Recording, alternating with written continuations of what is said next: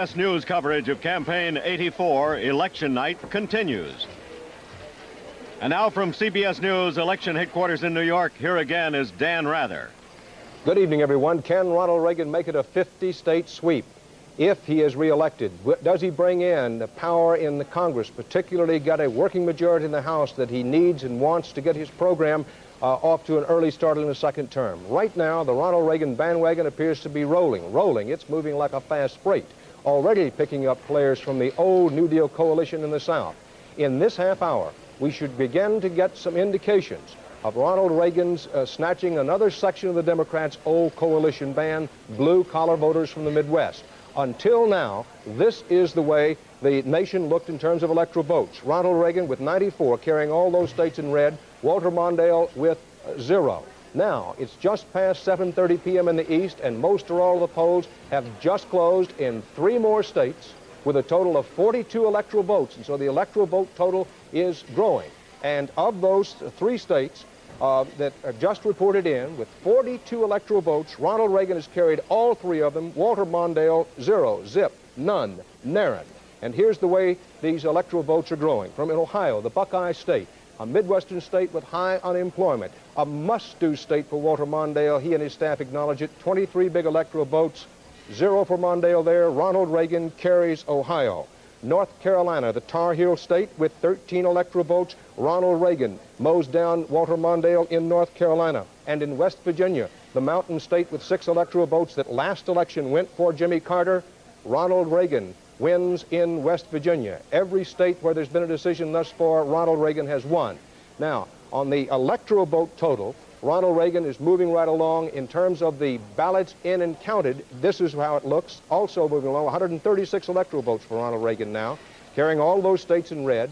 Remember, it takes 270 electoral votes to win. Ronald Reagan already has nailed down 136 electoral votes. Walter Mondale, none. In terms of the national vote with ballots actually in and counted, this is the way it looks at this early hour. 2% of the vote in. Reagan leads Mondale 63 to 37%. Now, a note, if I may please. The polls remain open in wide sections of this big, great continental country of ours. If you haven't voted, your vote does count. Your vote does matter, because even if Ronald Reagan is going to be reelected, the question tonight is, does he or does he not get the kind of overwhelming sort of blank check mandate that he has been wanting for his second term, or does he not? Now, if you're in one of those areas where the polls are still open and you haven't voted, remember, that's at stake, and the presidential race itself has not yet been decided. Now, Bruce Morton, we're beginning to move in and get returns from the Midwest. Ohio, big unemployment state. West Virginia, big unemployment state. Ronald Reagan has already rated the old Democratic coalition in the South. Doesn't this indicate that he's beginning to rate it in the blue-collar, ethnic, backshop wards of Ohio and West Virginia? Sure does, Dan. The elements of the old Franklin Roosevelt coalition are just coming apart here. This is a trend, you could argue, that started some years ago, but it's cresting here tonight. We talked earlier about the South going Republican, the white voters making the difference there. What we're seeing in this half hour, I think, is the union vote shredding away. Ohio and West Virginia are both heavily unionized states. Ronald Reagan has done very well. He got, according to our CBS News exit poll, 47% of the union vote in Ohio. That's up from his very good showing in the low 40s 4 years ago. We might just take a look at our exit poll for West Virginia, how a number of groups voted. That's, you know, a really gritty Democratic state, guys with coal dust in their hands for generations. Ronald Reagan carried men. Ronald Reagan carried women. No serious gender gap in West Virginia. He got 27% of the Democrats. Mondale, of course, got a majority of the Democrats, but still, that's an extraordinary showing. Independents by about 3 to 1, and in a state where over a third of the households are union households, Ronald Reagan is running very close. He and Walter Mondale just about even. Mr. Reagan with 46% of the union households in West Virginia. One other note about these 2 states. One of the questions we were asking as we came down to this is, will Jerry Ferraro make a difference? In Ohio, she made a difference. People who said the vice presidency was important were for George Bush by about 6 to 4. And in West Virginia, the same thing. It wasn't a big issue in either state, but those people who said it mattered on the Republican side. Well, Bruce, the South win is looking big for Ronald Reagan. Too early to say that he's going to win the Midwest or win big, but certainly the indications here are that he may. We have two huge Senate races at stake in Ohio and in West Virginia. And Bob Schieffer, not in Ohio, I shouldn't have said that, in North Carolina and West Virginia. We don't have enough to report on the Helms-Hunt race, but some have called this the race of the century in North Carolina. And in West Virginia, with Ronald Reagan carrying West Virginia, this opens up the possibility, at least the possibility, that the favored Democrat in West Virginia, Jay Rockefeller, could have some trouble with Republican John Racy in that state. Well, that race right now, Dan, is too close to call. And I think we're going to have a long night in the Senate because we also have a race too close to call down in Kentucky. That's Dee Huddleston versus Mitch McConnell. And in North Carolina, the one we all thought would be close, it is too close to call at this point. Well, we're going to be catching up on those Senate races as we go through this hour. Right now, let's talk about the fact that throughout this long campaign, two of our most experienced and talented correspondents, Bill Plant and Susan Spencer, have been covering the two main camps, the President Reagan and former Vice President Walter Mondale camps. Bill Plant at the moment is in Los Angeles. Bill, no doubt President Reagan and his whole team are beginning to watch these returns with an eye to see whether this is a personal victory for President Reagan or whether it's a personal and policy and ideological victory for him. Well, Dan, you know, even Ronald Reagan's oldest friends and advisors believe that he doesn't have any political coattails, that he's a political phenomenon unto himself, and that people vote for him because they like him or because they don't like his opponent. You know, that's one reason that the political pros on the Reagan campaign have been playing down for us the expectation of just how well that they'll do in the House of Representatives. They've been saying 12 to 15 seats. And it was only after Mr. Reagan recovered from that stumble in the first debate that he began actively trying to spread his coattails to campaign for other Republicans. You know, it may work, but basically, they think it's a matter of personality, that Ronald Reagan isn't seen as a politician, and that they think is his magic. Dan? Well, Bill, the president and his people talked just the last few days of possibly getting a 50-state sweep. Right now, in the electoral votes that have been decided on the basis of our CBS News estimate count, that possibility is alive and well. Do they think that there's a real, live, viable working chance that he could sweep 50 states? They do. They hope to get 47 in a worst-case analysis as of yesterday morning. And they believe that they could get 50. And as we said earlier, Dan, they're already planning to call this a mandate based on the size of the popular vote and the number of states that they sweep. And they're already making plans about what to do with that mandate when they get it. Bill, very quickly, what more than any other thing did the Reagan people think made him do so well among those ethnic blue-collar workers in places such as Ohio and even West Virginia? Dan, one thing and one thing only, Walter Mondale. Bill, we'll be coming back to you later on in the evening. Bob Schieffer, one indication of the size of this Reagan victory, if a Reagan victory indeed it is to be, may be those tight Senate races and whether the Democrats elect the people they thought they were going to elect in those Senate races. Well, Howard Baker told me the other day that he thought the Republicans had a real chance in that race down in Kentucky, the one we were talking about. If Ronald Reagan did well in Kentucky, they thought they had a chance with Mitch McConnell, who is the county judge there in Louisville, to knock off Dee Huddleston, who's the Democratic incumbent. I would assume that Ronald Reagan is doing well there because, as we were saying just a minute ago, that race is now seen as too close to call. The race down in West Virginia, don't forget that Ronald Reagan went to West Virginia a couple of weeks ago. The Republicans have been saying all along that if you had to pick a place where you had a chance for an upset, they thought that would be it.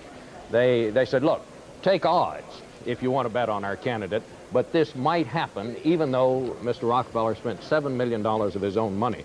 And Bill, I want to interrupt your flow there, but you want to stop and say $7 million at least that John D. Rockefeller IV, J. Rockefeller, the governor of West Virginia, spent trying to become the senator in West Virginia, and it looks like he's locked in a very, very tight race. How much does that work out per vote? Oh, about, I would think around, well, it must be more than $10 a voter. But he is rich as Rockefeller, as they say. There's certainly a race we want to watch. Right now, let's tee up a couple of these Senate races. Right now, you got two Senate races that anybody who knows very much about politics in this country really will be watching. In North Carolina, incumbent Republican Senator Jesse Helms, who stands as perhaps the brightest symbol of the new national right, trying to beat back the challenge of the Democratic Governor Jim Hunt, that's in North Carolina, and in West Virginia, for the seat of the retiring Democrat Jennings Randolph, Governor Jay Rockefeller, who thought he had it wrapped up in one, is locked in a tight duel with John Racy, what's called in West Virginia an ordinary millionaire, Mr. Racy, coming from newspapers, televisions, and steel industry. That's a race we'll be watching.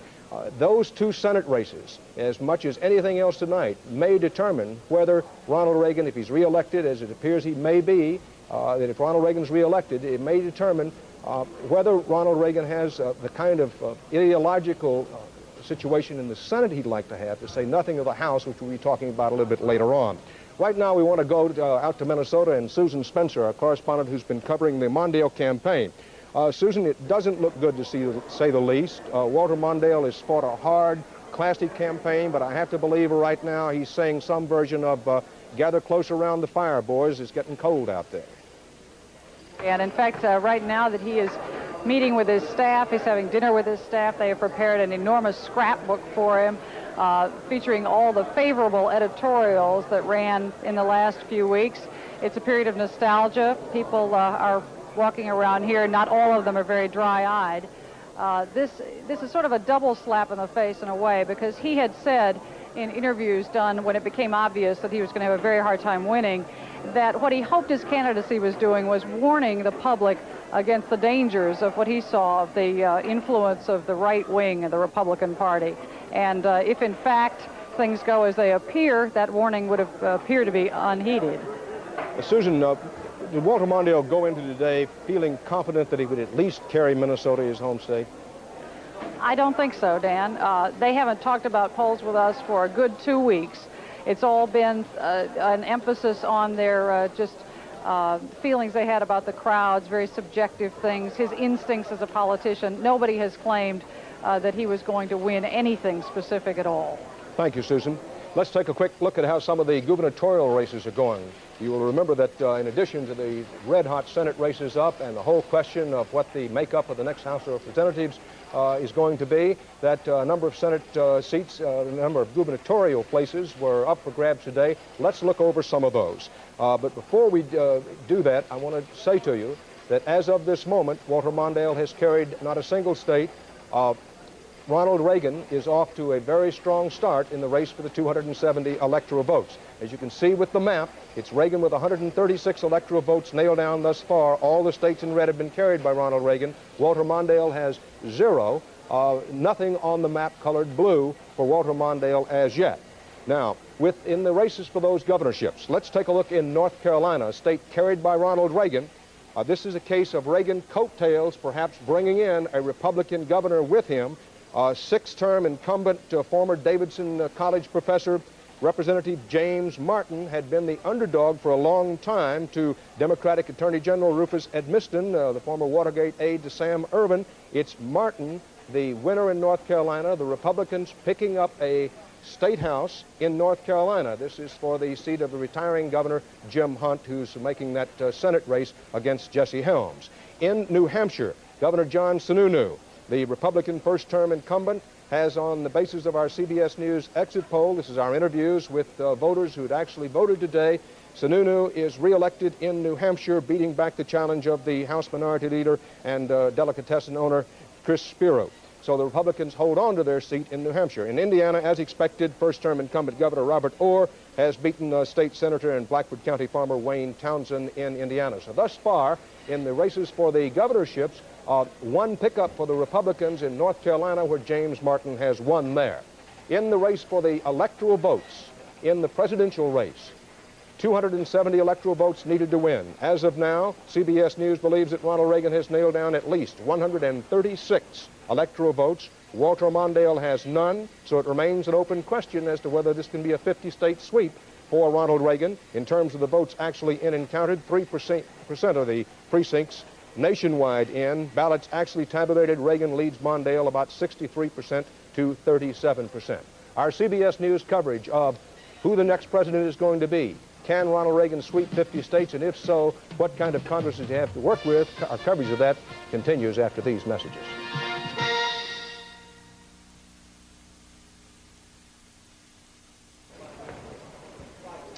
Back at our CBS News election headquarters in New York, to give you some benchmarks to go with, that two presidents in this half century, Franklin Roosevelt got 523 electoral votes. Richard Nixon got 520 electoral votes. Now, those are considered way beyond any landslide proportion. Lyndon Johnson wound up getting 61% plus of the national vote. He went over 61%. Four presidents since 1920, and only four, have gone over 60% of the national vote. Now, there's a long way to go tonight. Ronald Reagan may not even win re-election. He hasn't done so yet. But to give yourself some benchmarks, you may want to keep in mind that with 270 electoral votes needed to win, the breakaway all-time champs for this half century have been FDR and Richard Nixon.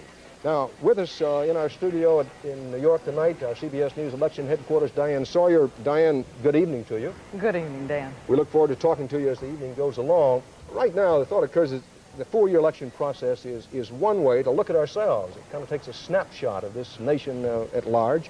And talk with us some, if you will, about what the results so far tell us about ourselves. Well, I will, Dan, and about what we're going to be looking for throughout the evening as we examine this snapshot and give all of you who have voted at home a chance to find yourself in the picture, to see how much America has changed and to see why it changed, to see the reasons that people voted the way they did.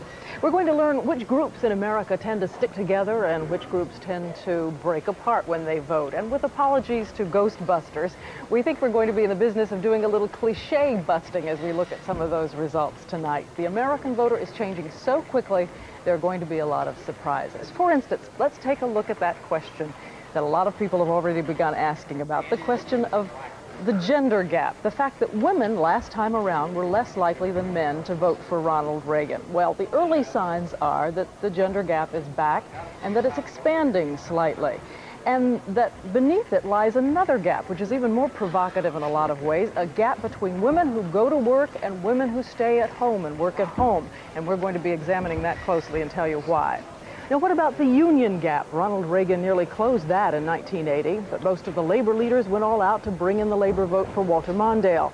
And we're going to learn if the rank and file decided to follow suit. Hispanic Americans, well, everyone knows that they're heavily Democratic, right? Maybe not. Republicans made inroads last election. We're going to see what happens tonight and why. And the Catholic vote, it turned up on the Republican side last time. Ferraro or not, the early signs are that the Republicans may win it again, and we'll tell you why. The black vote, the youth vote, the numbers there may surprise us too. And finally, if some of the old voting blocs seem to be disintegrating or at least shattering a little bit, is it possible that there are other interest groups that are starting to reform and some surprises there? For instance, we're going to tell you more about a new voting bloc, a bloc you may not have even thought of as a voting bloc before. Dan, one of our phrase-making colleagues said that the 1984 election may be the revenge of the white male, and we'll tell you why later. Well, we'll be very interested to see when you put that analysis together. The early indication that the South has gone big for Ronald Reagan, and that would indicate that the hypothesis that this may turn out to be, and I don't like the phrase, I must say, the revenge of the white male, politically and pragmatically, it may turn out to be that. Like the Ghostbuster play, you know, the Reagan people tried to do that during the campaign, calling some of their younger campaign people the Fritz Busters. That's right, and they even had outfits to support it. We'll be talking to you as it goes along. The South is one key to the election returns thus far, and the very large electoral vote lead that Ronald Reagan has jumped off to. You can see from the map that many of the 136 electoral votes for Ronald Reagan come from those southern states. Florida, with 21 big electoral votes, has gone to Ronald Reagan. Not a single state has gone to Walter Mondale. And Ronald Reagan, this is the story of this half hour, has carried the states on the basis of our CBS News interviews with voters who left the polls. Ronald Reagan has carried Ohio and West Virginia, two big unemployment states, in addition to those states down in the Deep South. And so the questions, and they abound. This is going to be a very interesting election night in the sense that whether Ronald Reagan is reelected tonight is one question. The other is, can he sweep all 50 states? Does he get some historic new high in terms of the number of electoral votes? What about those hot Senate races? In West Virginia, Rockefeller and Racy locked in a very tight race. Helms and Hunt in a very tight race in North Carolina, and there are others. All of that we're going to be looking at as we go along tonight. We do, again, want to remind you that the polls are still open in wide sections of the country. If you're qualified to vote and you haven't voted, please go out and do so. You know, television is sparing no expense in its coverage of this election, and we've tried not to, and Andy Rooney has a state-of-the-art example. Andy? Well, Dan, I think of myself as being on sort of a standby basis here in case all this electronic equipment you have breaks down. There must be several $1 million worth of wires and machineries in here. Everything lights up. All the numbers light up. I have a piece of equipment here with me that you won't find here or at any of the other networks, and it could come in very handy later. This is a slate, a little blackboard. It cost me $5.95, and I'm going to put that on my expense account. These are some of the things it does here. Numbers. These are all numbers I made myself by hand. Homemade numbers they are. This is a 1 and a 2 over here, and this is a 4. You probably all remember how to make 4 from your school days before numbers just flashed up on a screen. On the other side of the blackboard, or slate, I have a one-loss column. This is Reagan, and this is Mondale. I'll put all the votes Reagan gets under this column, and all the votes Mondale gets in this column. At the end of the evening, I'll add them all up, and the person with the biggest number will be the winner. Now, if you want to announce it, Dan, you can, or I'll do it for you, whichever way you want to work it. I'll let you announce it, Andy. And are you over budget or under budget? We haven't worked that out yet, but $5.95 is close for me. Thank you, Andy. In the next half hour, poll closing time in 16 big states. This could be the hour of decision. Stay with us. Don't go away. We'll be back with another 16 states with the polls closing and reports from them. Dan Rather at CBS News Election Headquarters in New York.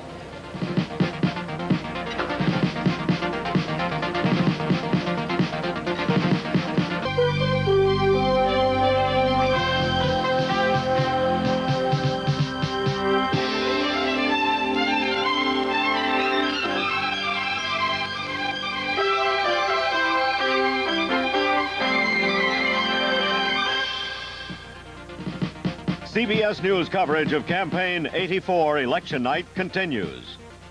This portion is sponsored by Manufacturers Hanover, the financial source worldwide. By Sun Company, where there's sun, there's energy. And by MasterCard, MasterCard International, so worldly, so welcome. And now from CBS News election headquarters in New York, here again is Dan Rather. CBS News estimates that Ronald Reagan has been re-elected president. The question remains, how big a mandate is he likely to get? Welcome back to our election coverage. The polls have just closed in 16 states with a total of 195 electoral votes in these states alone. On the basis of the results in those states and on interviews with voters as they left the polling places, CBS News now estimates that Ronald Reagan has been re-elected president of our United States. Until this hour, it takes 270 electoral votes to win. Ronald Reagan already has, as you saw on that, we estimate about 280. Now, up until this hour, President Reagan had all the states in red that you see here, 136 electoral votes. This is before we started counting these new votes in from the Midwest and from the South. This is how it looked before the polls closed in many states at this hour. Now, after the polls closed in the states at 8 o'clock, the electoral count began to grow. And of the states reporting this hour, of the 16 more states, Ronald Reagan has won 12 of these new states, putting his electoral vote total over the top with 280. Walter Mondale at this hour won 1, the District of Columbia. Mondale has yet to win a state, but as expected, we estimate that he has carried the District of Columbia, which gives Mondale 3 electoral votes. This is the way the map looks now. Virtually all red. Ronald Reagan, 280 electoral votes, at least we estimate he has now. Walter Mondale gets 3 in the District of Columbia. It's still alive and working. The District of Columbia blinking up there in the right-hand corner of your screen. Since the district is so small, we have to put it on a little blink there so you can see it. Ronald Reagan still has a chance for an historic 50-state sweep. Let's look where his new electoral votes come from, if you will. First of all, in New Jersey, the Garden State with 16 electoral votes, where Geraldine Ferraro, it had been hoped by Walter Mondale, might make a difference. Not so. Ronald Reagan carries New Jersey. In Illinois, the Prairie State, with 24 big electoral votes, Ronald Reagan has buried Walter Mondale in Illinois. In Michigan, the Wolverine State, with 20 electoral votes.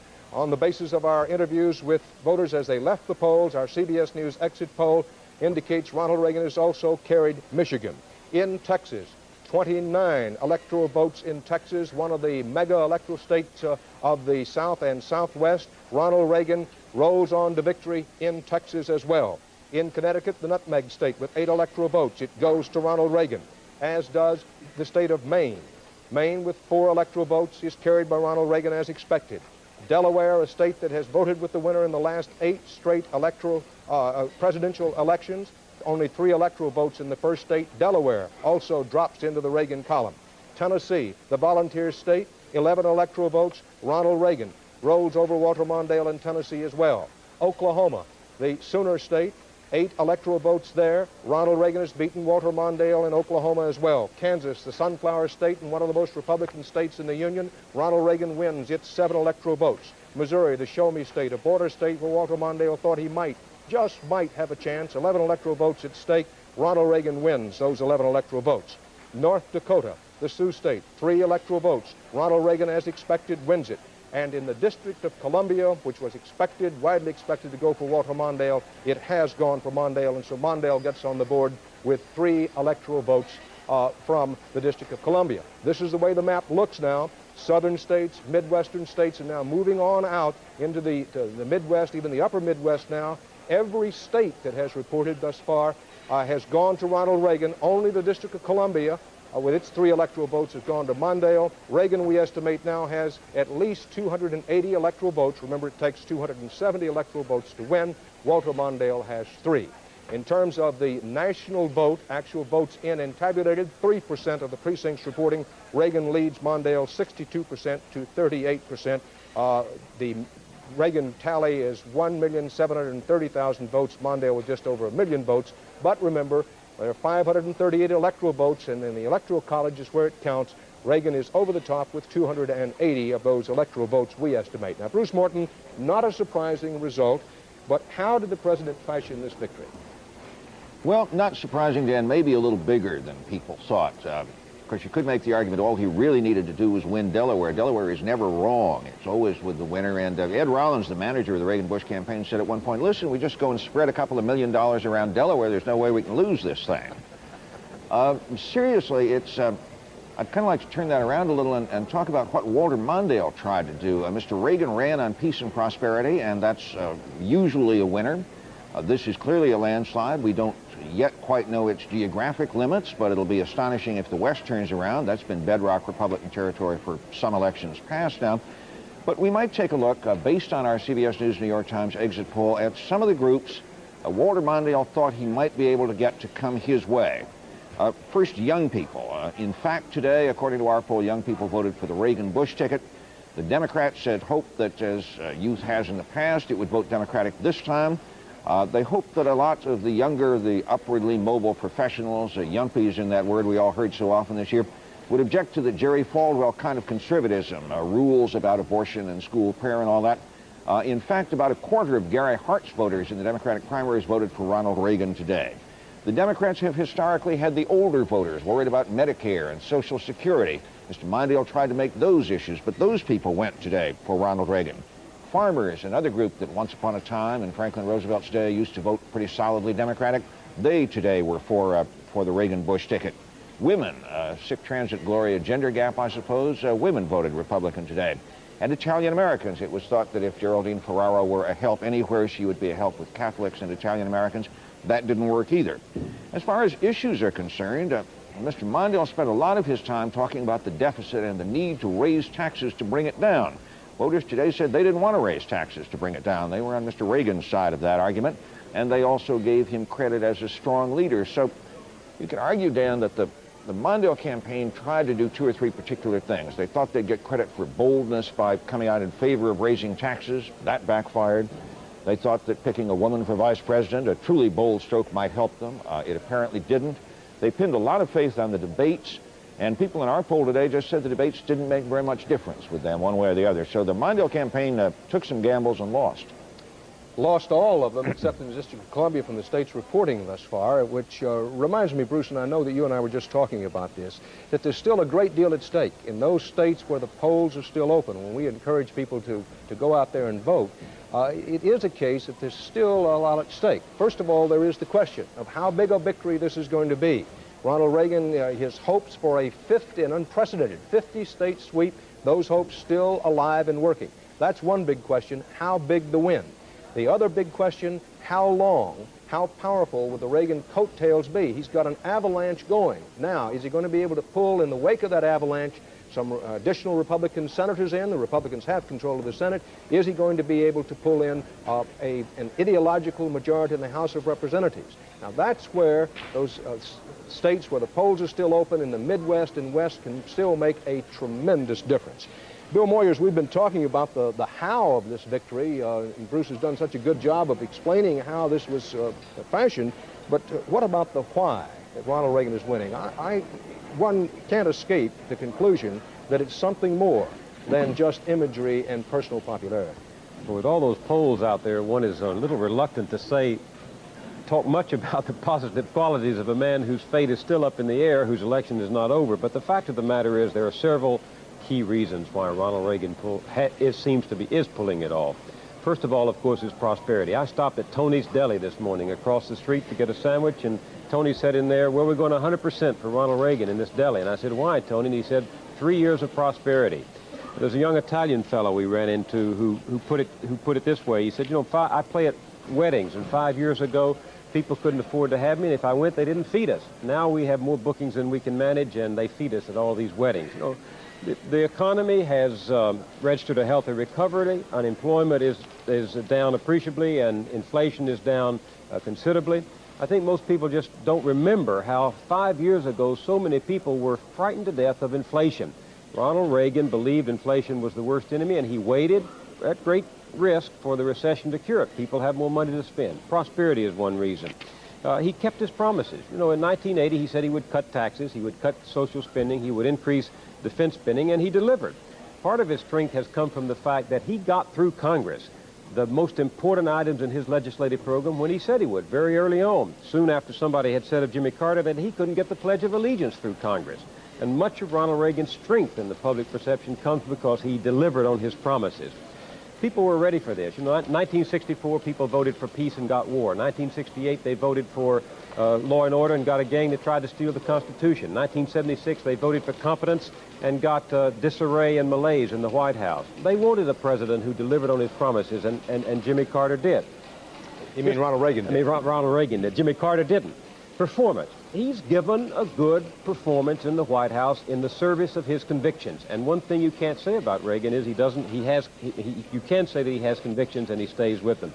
You know, no one is saying today, as they did 4 years ago, that it's impossible to govern this country, or at least it's impossible to be president. There's a professor down at Penn State named Robert Murray who says that Ronald Reagan has done something democracy needs doing. He's strengthened the leadership role of the White House in a time when so many forces are working to pull us together. He has been a leader in the White House. That's been appealing.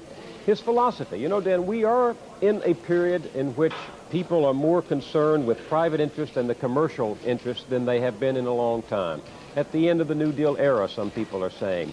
And there is a mood in the country that Ronald Reagan fits. You know, in midlife, he chose a set of conservative principles, and he stuck with them. He's been one of the most consistent men in American public life, and today he's riding the tide, which he may have helped to create, of a conservative mood in the country. There's also his personality. I think you saw it when he got up from being shot, cracked a joke, and then speedily recovered and went back to the White House. Psychology. He keeps saying we'll lift America up. Eisenhower said morale is the single greatest factor in winning a war. That's true in politics, too. Ronald Reagan's been campaigning on an economic and spiritual revival. He projects what he considers an affirmative moral vision. That's what Democrats used to do. All of these factors add up to a man, an enormously successful politician. And, Bill, he's understood the use of symbols. You talked about morale. You talked about making the country feel good about itself. It's much more than that. His policies have counted for plenty. He's keeping his promises.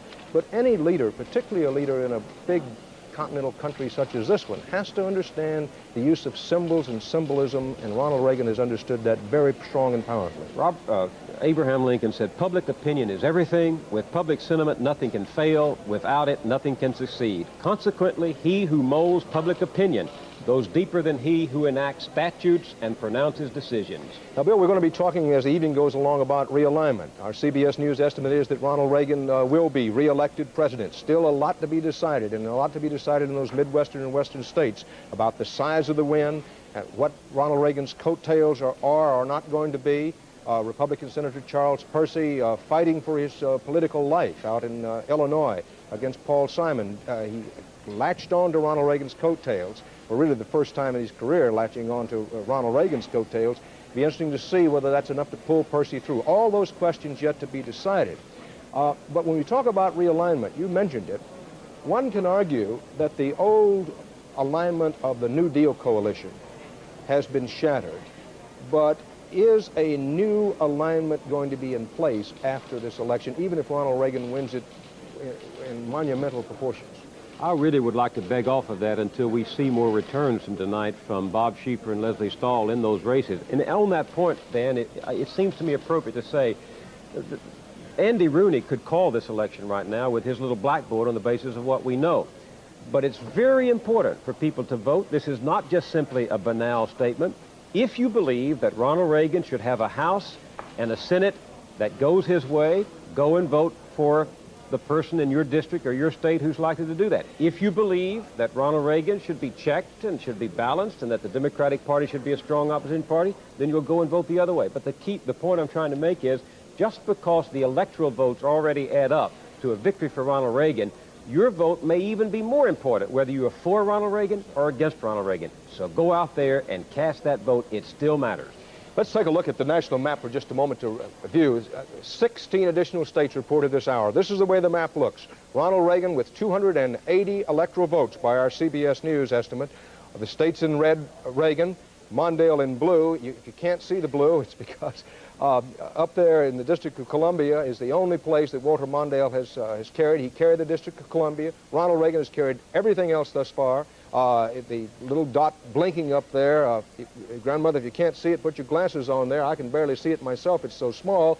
But all the other states that we have made calls in thus far have gone to Ronald Reagan, including the big ones of Texas, Florida, Illinois, have all dropped. What we're watching at this hour, in addition to how big Ronald Reagan's victory is going to be, is whether he can pull into the Senate and House with him enough new members, particularly in the House, to give him a working majority to get through the policies he wants. You can expect to see Ronald Reagan in a new second term come forward in the first 80 or 90 days with a program he wants passed in Congress. And what's still up for grabs in this election is whether he's going to have enough in the Senate and the House to get such a program through. That's among the things that we'll be watching. Among the Senate races we're keeping a very close eye on, still a close race indicated in West Virginia between Jay Rockefeller and John Racy, and the Helms-Hunt race is still up for grabs. These pictures are coming from Minnesota. Mondale headquarters is St. Paul, Minnesota. Mondale is now arriving at his hotel in St. Paul. Smiling Fritz Mondale, shaking hands with his supporters. Mondale, can we get your reaction? The networks have all called this to the president. Did you? Susan Spencer asking former Vice President Mondale for reaction. He looked at her, a slight smile, and as much to say, maybe later, but not just now. Whether you like him or not like him, whether you agree with him or not, Walter Mondale ran a strong, tough, classy campaign as he saw it. Never during the campaign, I guess never, perhaps too strong a word, never whined, never complained. Just now, things do not look well for Walter Mondale, but he, like we, will now be looking to see how big is the margin by which Ronald Reagan wins. Does Ronald Reagan get that historic 50-state sweep? Our CBS News coverage of those and other questions will continue in a moment.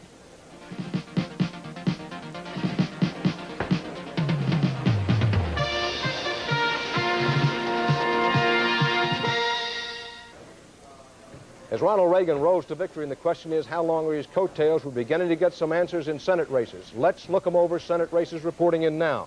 In Massachusetts, a state not yet decided in the presidential race, the Democrat, the founder of the Vietnam Veterans Against the War, Lieutenant Governor John Kerry, has beaten back the challenge of Sugar Ray Shammy, the businessman who ran against Ted Kennedy in 1982 and beat Elliot Richardson in the primary. But Kerry, the Democrat, wins the Senate race in Massachusetts. That's for the seat of the retiring Paul Tsongas. It's a keep for the Democrats. In Texas, former Democratic representative, now Republican Phil Gramm, has beaten Lloyd Doggett on the basis of our CBS News exit polling interviews with people leaving the polls.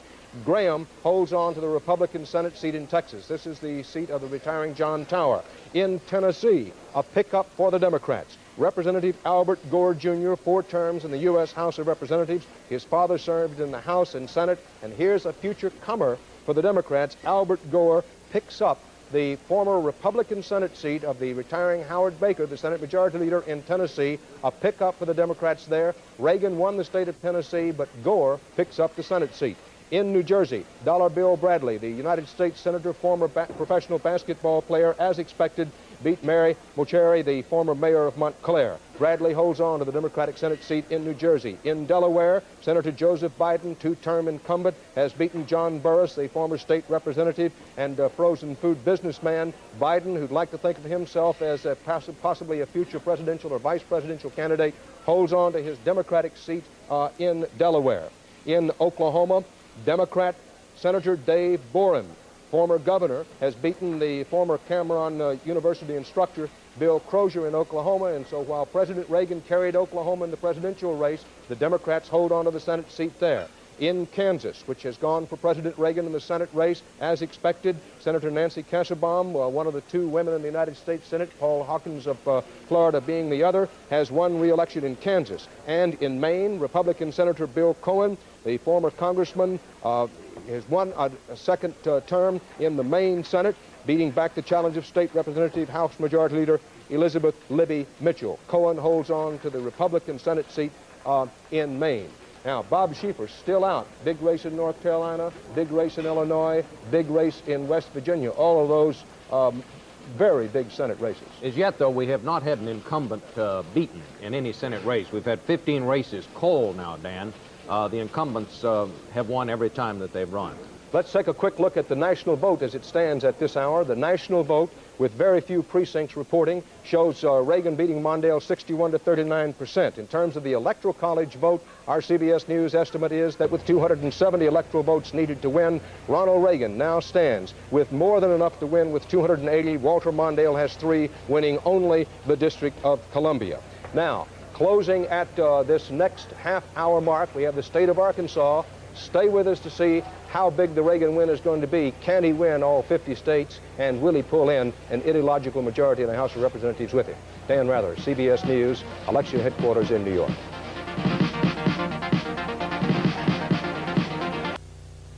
This is continuing election coverage for Southern Arizona from Channel 13 News. Young cancer patients, tomorrow morning at 9 on Donahue.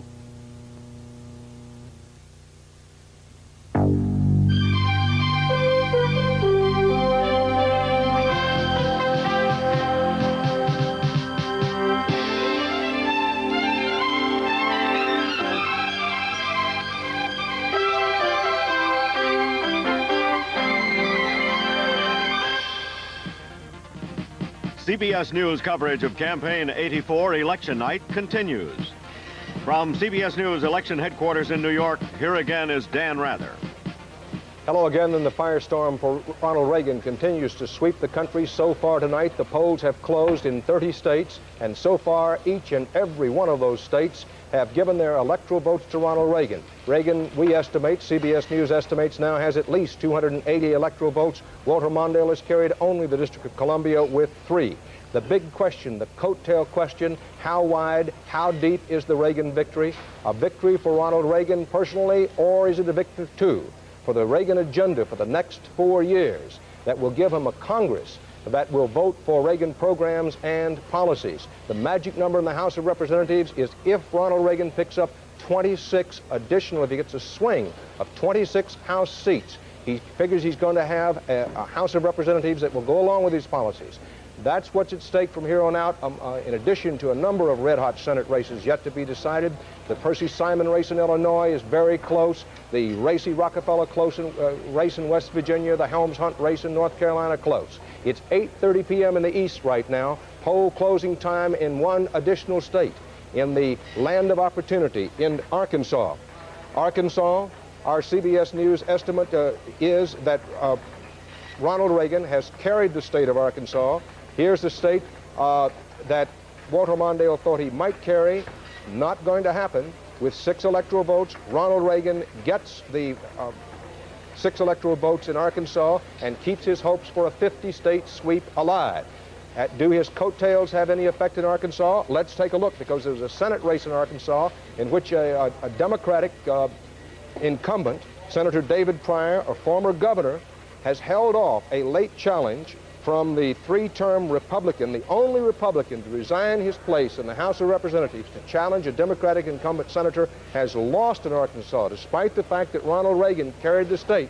David Pryor, the Democrat, holds on to the seat. When Bethune attacked Pryor, saying that Pryor had voted against the Reagan program, Pryor fought back and said, hey, they wanted to cut even the benefits to a widow with one arm, and I wouldn't vote for that kind of program. Apparently that sort of aggressive campaign helped Democratic Senator Pryor win in Arkansas. Also a gubernatorial race in Arkansas, another chance to see whether the Reagan coattails are taking effect in some of these southern states. In Arkansas, the Democratic incumbent governor, former Rhodes Scholar, Governor Bill Clinton, wins re-election, beating back the challenge of Jonesboro businessman Woody Freeman. So while President Reagan carries, on the basis of our CBS News exit polling, the state of Arkansas, Reagan carries Arkansas, but the Democrats hold on to their Senate seat and the State House in Arkansas. Now here's the way the map looks now at this hour.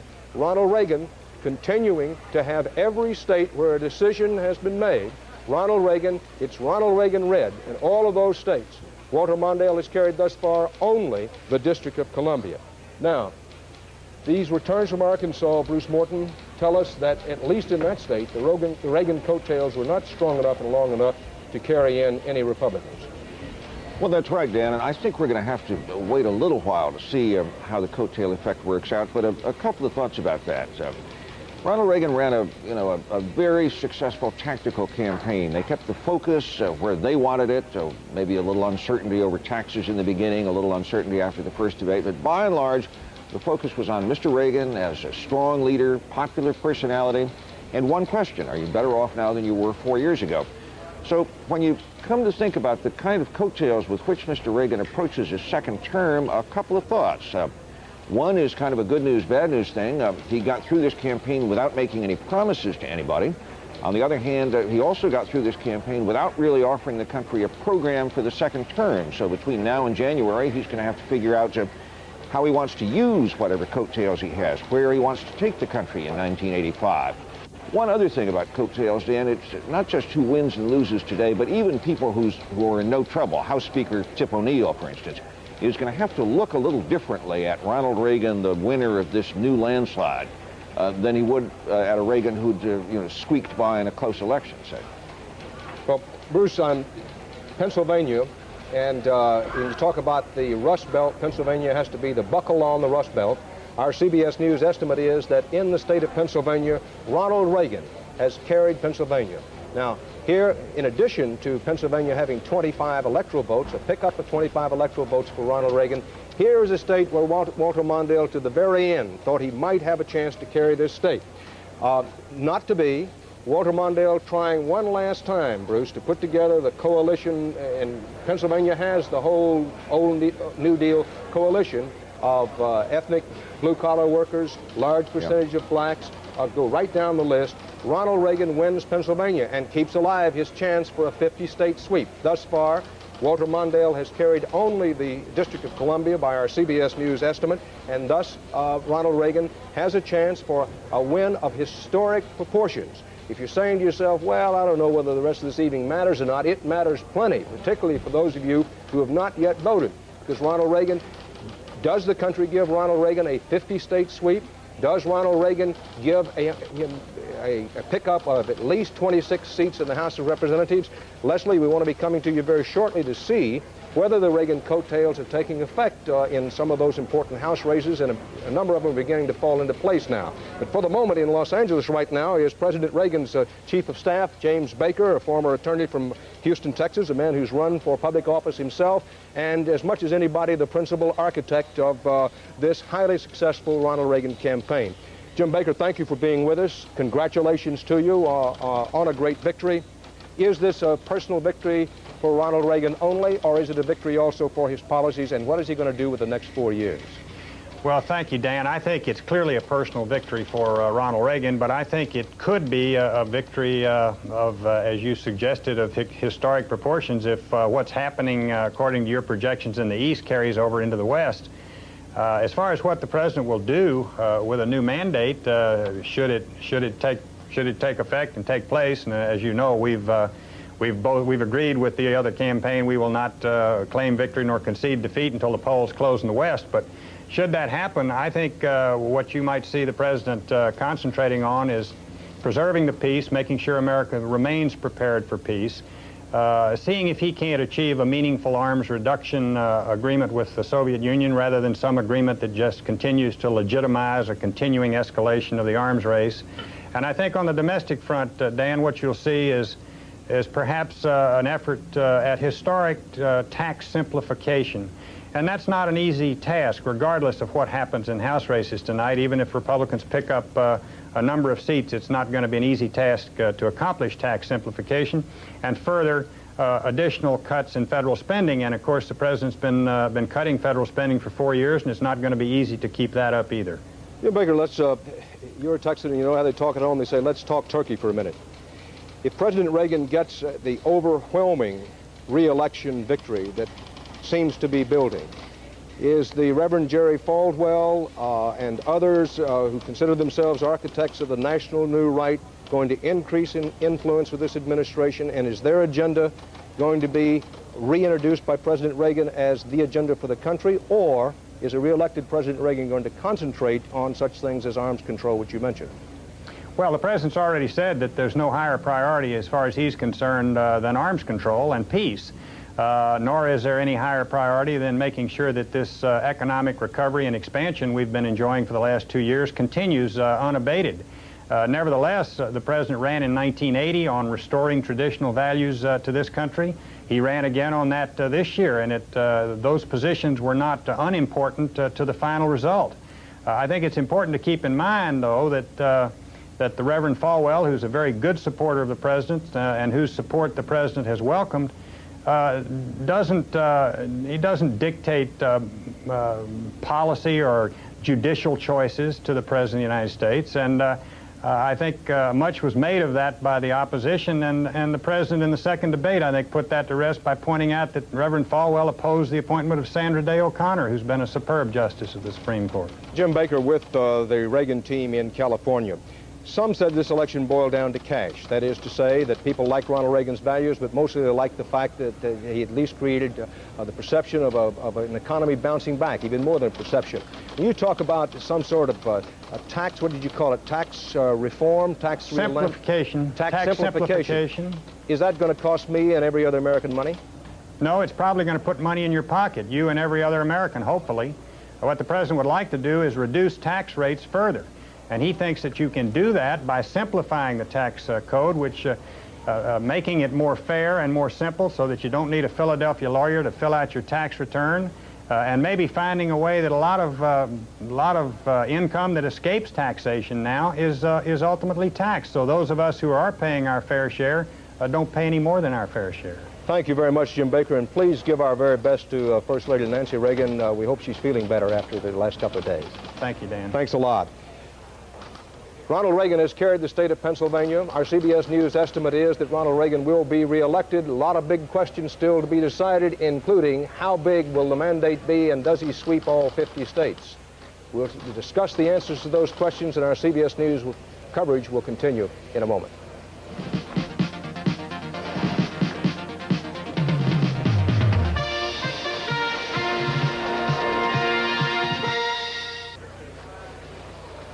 Ronald Reagan sweeping to re-election. The question, how long are his coattails? How many Republicans is he going to pull in with him? Keep in mind that the evening started with the Republicans controlling the United States Senate 55 to 45. Thus far, the Democrats have picked up one Senate seat. Albert Gore, the young congressman in Tennessee, has won Howard Baker's old seat in Tennessee, so it's a net gain for the Democrats in the Senate so far of one seat. In the House of Representatives, the evening started with the Democrats controlling the House of Representatives 267 to 166.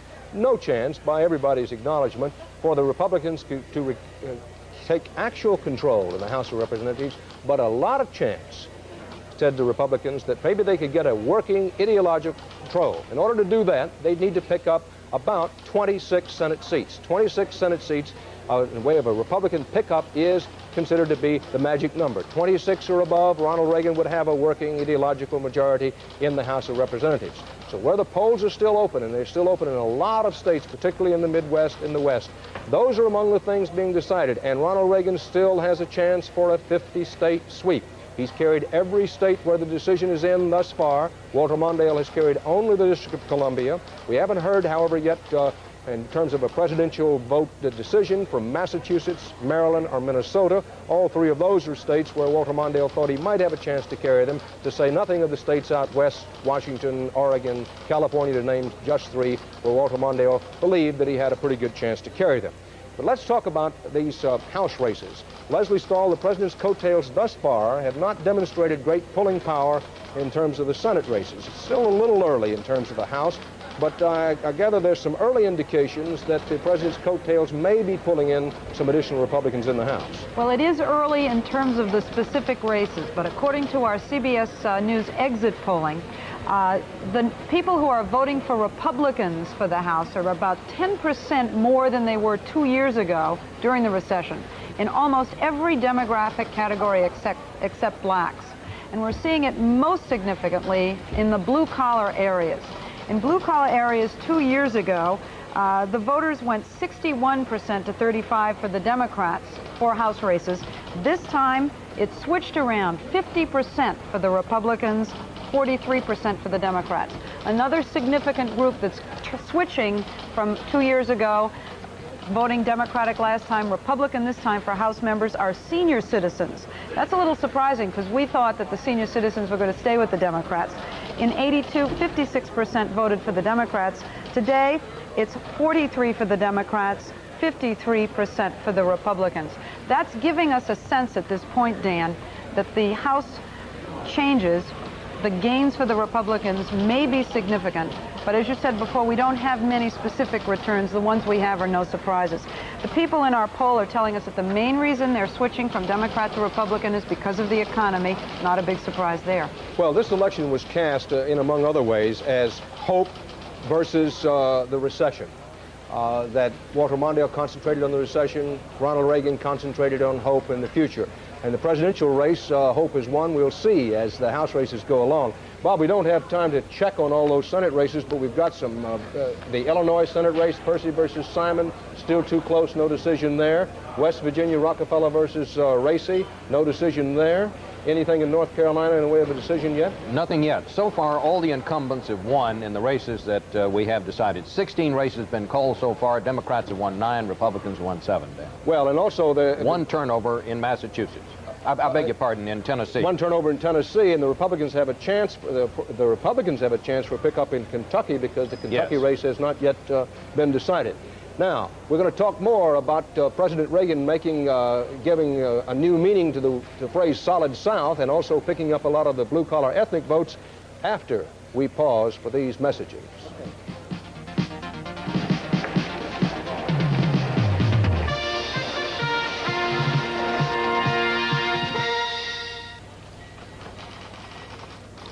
Arkansas and Pennsylvania, among other states, have gone to Ronald Reagan.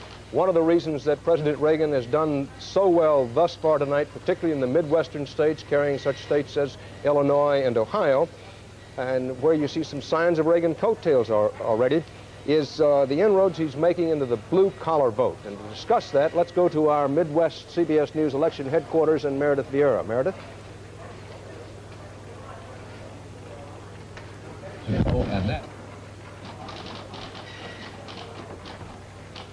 region of the country. Our CBS News New York Times exit poll shows that Mondale has 60% of the blue-collar union vote, Reagan with about 38%. Now, a key Democratic strategist in Michigan said to me, now watch the union, the blue-collar union vote when it comes out of Michigan and Ohio. I guarantee to you that they won't be as strong in Michigan. Well, we did watch it tonight, Dan, and we found that he's right. In both states, Mondale appears to be doing very well with the blue-collar union vote, much better than the president, but he's doing better in Ohio than in Michigan. Now, the strategist who talked to me a few days ago, this was his theory, and it may bear some listening to.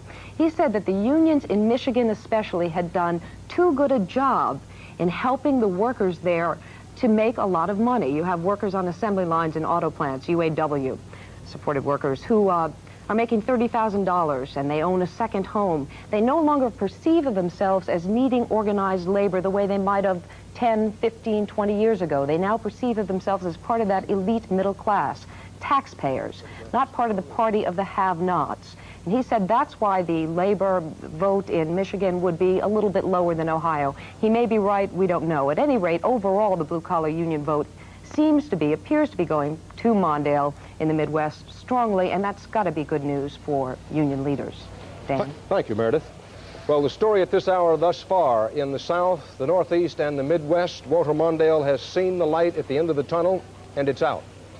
What once might have been considered a tailor-made for Mondale State, ethnic voters, blue-collar voters, old ailing industry, Pennsylvania tonight in the Ronald Reagan column, down in the southern part of the country, Arkansas goes for Reagan. In the hour to come, a good indication if the Reagan sweep of the United States will be stopped in two big states. In the coming hour, New York and Mondale's home state, Minnesota. In all, polls will be closing in 11 more states very shortly, so stay with us. Dan Rather at CBS News Election Headquarters in New York.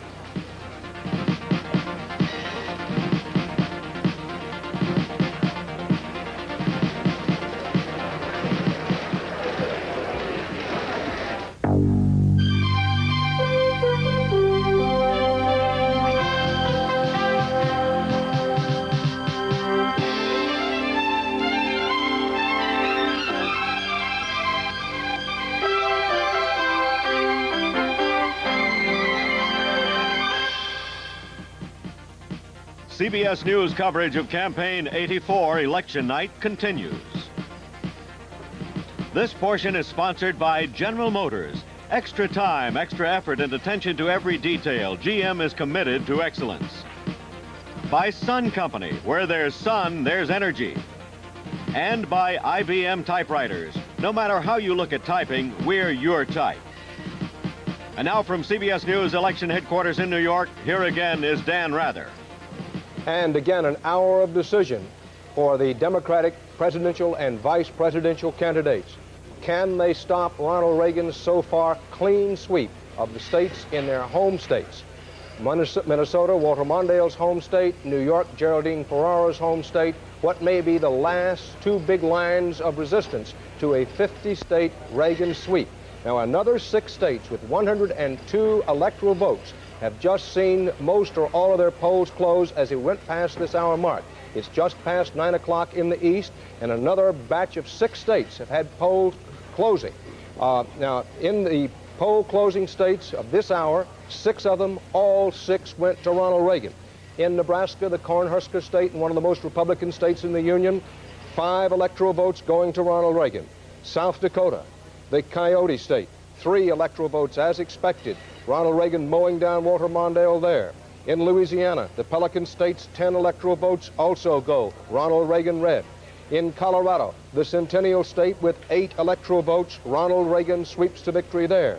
Arizona, the Grand Canyon state where it was considered hopeless for Mondale, it turns out to be hopeless for him. Arizona's 7 electoral votes go to Ronald Reagan. New Mexico, land of enchantment, enchanting for Ronald Reagan in that he sweeps away Walter Mondale in New Mexico, a state where Mondale once thought he had a chance, maybe, just maybe, to carry it. Couldn't do so. So again, Ronald Reagan has carried all 6 of the states where the polls closed on the hour mark that just passed. Now, if Mondale and Ferraro are to prevent a 50-state Reagan sweep, they've got to start showing it presumably fairly soon. New York, Ferraro's home state, Minnesota, Walter Mondale's home state. Massachusetts and Maryland haven't dropped yet. Mondale and Ferraro could hope to have some chance there, and then they have to start looking west to Washington, Oregon, and California if they're going to prevent this 50-state Reagan sweep, which the Republicans are pulling so hard for. Now, let's take a look at the national vote. We've given you the electoral vote. Ronald Reagan is already well over the top on the electoral vote, with 11% of the precincts reporting nationwide. Votes in and tabulated, Reagan leads Mondale 61% to 39%. Reagan with just over 6.5 million votes. Mondale with just over 4 million votes. But the electoral total is where it counts, and with 270 electoral votes needed to win, our CBS News estimate is that Ronald Reagan has already passed that total, and by a considerable margin. Those of you who haven't voted, we urge you to vote, because the questions that remain open: how big a Reagan win will it be? Does he sweep all 50 states? Mondale thus far has carried only the District of Columbia. And does Ronald Reagan get keep control, actual control of the Senate for the Republicans, and get a working majority in the House of Representatives? Now, Bob Schieffer, the one ray of good news for Walter Mondale, the one place where the coattails did not extend, is in Tennessee. Albert Gore has picked up what was a Republican seat in Tennessee.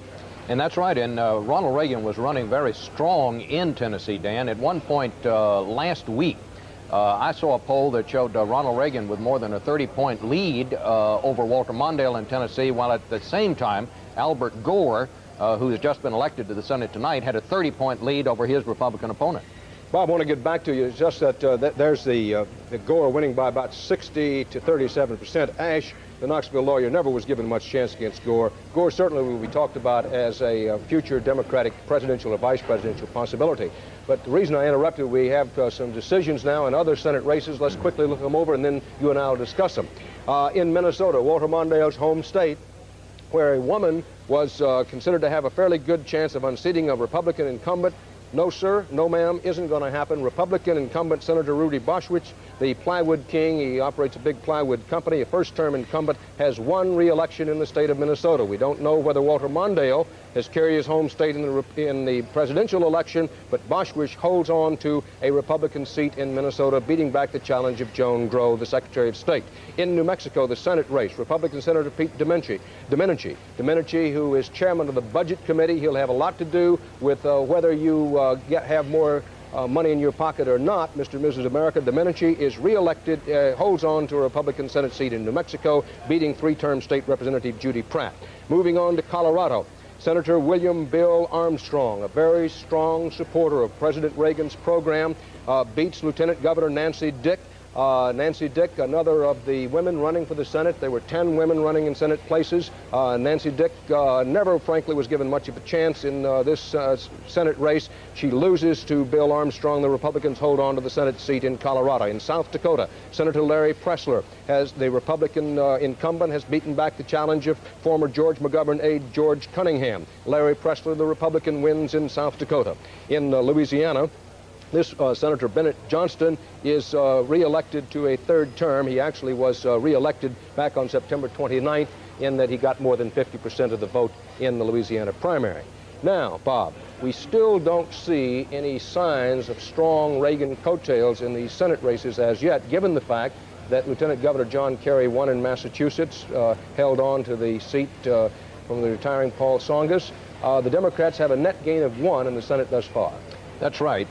So far in the Senate, Dan, it has been a night for the incumbents. Now, we have those very close races that you've talked about in North Carolina and so on. But so far, not an incumbent has been defeated. We might talk a little bit about that race down in Tennessee. Tennessee, where Albert Gore, the son of a senator, very popular congressman down there, beat his Republican opponent, Victor Ashe. This is one of those races where the man that the Republicans really wanted to run, the very popular governor, Lamar Alexander, chose not to run. From that moment on, Gore was the favorite in Tennessee. We might also talk a little bit about Massachusetts. Massachusetts, where John Kerry, the lieutenant governor, picked up the open seat, the seat that was left open by the retiring Democrat Paul Tsongas, beating Ray Shammy. Mr. Shammy managed to get himself in trouble on a couple of different issues.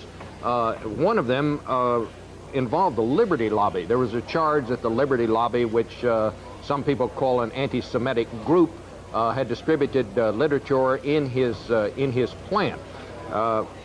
we see in our exit poll that was certainly a factor for Kerry. He got 73% of the Jewish vote in Massachusetts. That was much more than Ronald Reagan got. And Ronald Reagan campaigned for Ray Shammy, the opponent for the winner, John Kerry, but it wasn't enough. His coattails weren't enough. His campaign in Massachusetts wasn't enough. We don't know the outcome of the presidential race in Massachusetts as yet.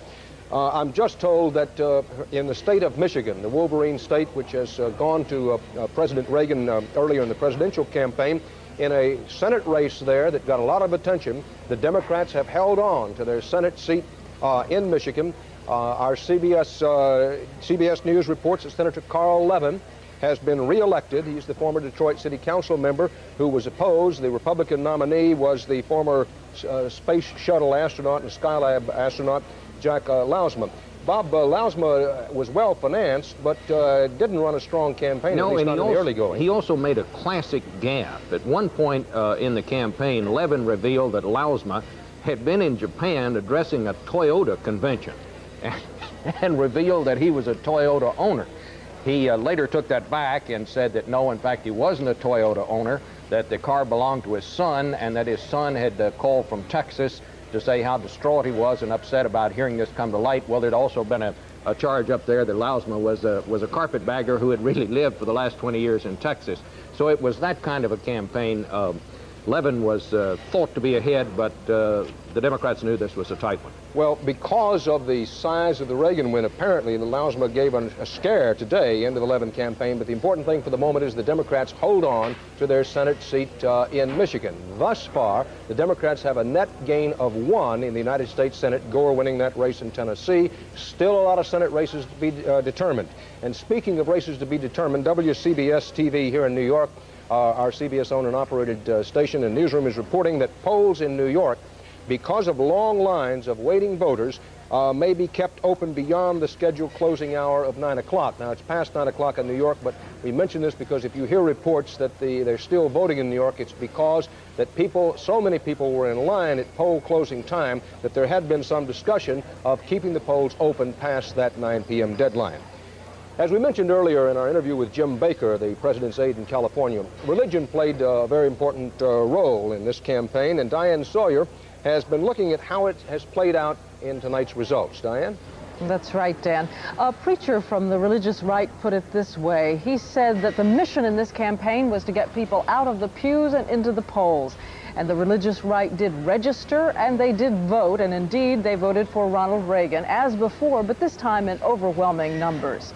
On another religious note, Ronald Reagan is also carrying Catholics tonight by almost as big a margin as he's carrying the nation as a whole. But a footnote to that, as you know, Ronald Reagan sided with Catholic bishops on the question of abortion. But according to our poll, only 1 in 10 Catholic voters thinks that abortion is a key issue this time around in this campaign. All in all, it has been a campaign year in which religion played a very big and very vocal role, with Ronald Reagan making a direct pitch both to the religious right and to the Catholics, and Walter Mondale trying to fight back. I have a deep religious faith. Our family does. It is fundamental. It's probably the reason that I'm in politics. Religion and politics are necessarily related. We need religion as a guide. The president walks around calling himself a good Christian. I don't for 1 minute believe it, because the policies are so terribly unfair. It is a great honor to ask our Lord's blessing upon a man that many of us believe indeed to be our greatest president since Lincoln. Let us pray. And that, of course, was the Reverend Jerry Falwell during the Republican convention this summer. And now the Reverend Jerry Falwell, founder of the Moral Majority, joins us from his headquarters in Lynchburg, Virginia. And good evening to you, sir. Hello, Diane. You called for a day of fasting for a spiritual awakening in this election. What do you think of the estimates so far tonight? Well, obviously, we're very pleased. It's beyond our expectations. I have expected a 50-state win, but we were fearful of losing control of the Senate. It now seems that that's impossible to happen. With Jesse Helms some 10 points ahead in North Carolina, that was a major concern to us, and other areas. Our major thing has been registering voters, and conservative religious Americans traditionally have been outside the process. Well, we've been able to register millions of them, and And thank God they went to the polls. Do you take credit for tonight? Pardon? Are you taking credit for tonight? Well, oh no. I think anyone who looks at the what's happening on the boards there will tell you that this is a massive grassroots victory. What's happened is that political conservatives and religious conservatives, for the first time, we did a little of it in 1980, but for the first time have gotten massively together, formed a massive majority, and while we both give and take a little in order to work together, we've learned how to do that. And, you know, we've been able to out-register Jesse Jackson 2-1. And obviously, millions of those people voted for the first time today. Well, let's take a look at that alliance, because one of your conservative cohorts has said that you're fooling yourselves if you think in a second time around Ronald Reagan is going to give any more emphasis to the social issues than he gave you the first time around. And we heard James Baker say here earlier tonight that Jerry Falwell is not going to dictate policy to this president. Are you going to try to influence policy, and what is at the top of your agenda the second time around? We've never tried to dictate policy. What about influence? And you know, the president was elected because a lot of people believe in him. I'm one of them. The platform of the Republican Party, which says that judicial appointments will be for persons in the federal judiciary at all levels who are committed to the sanctity of human life, born and unborn. That's Ronald Reagan's platform. That's what he believes. He has a book out on the subject. But he appointed Sandra O'Connor. Well, Sandra O'Connor is a very strong, wonderful addition to the court.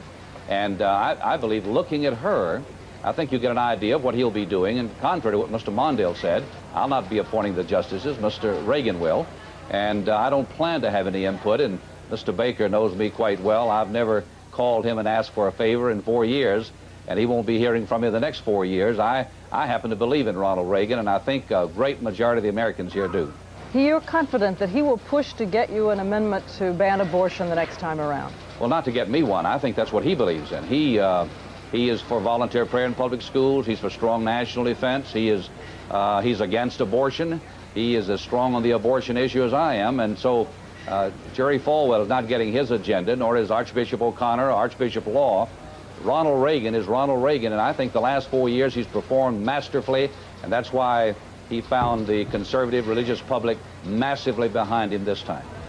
The Reverend Jerry Falwell, thanks for your joining us tonight, and I guess it is a big night for you. Thank you very much. We praise the Lord and thank the Lord for it. Thank you. Back to you, Dan. Thank you very much, Diane Sawyer. And this is the way things stand at this moment, just past 9:15 Eastern Time, with the polls open still in a lot of places in the country. And we're urging everybody who's still eligible to vote, where the polls are open, to please go out and vote. The national vote thus far, these are ballots in and counted, 15% of the precincts reporting nationwide.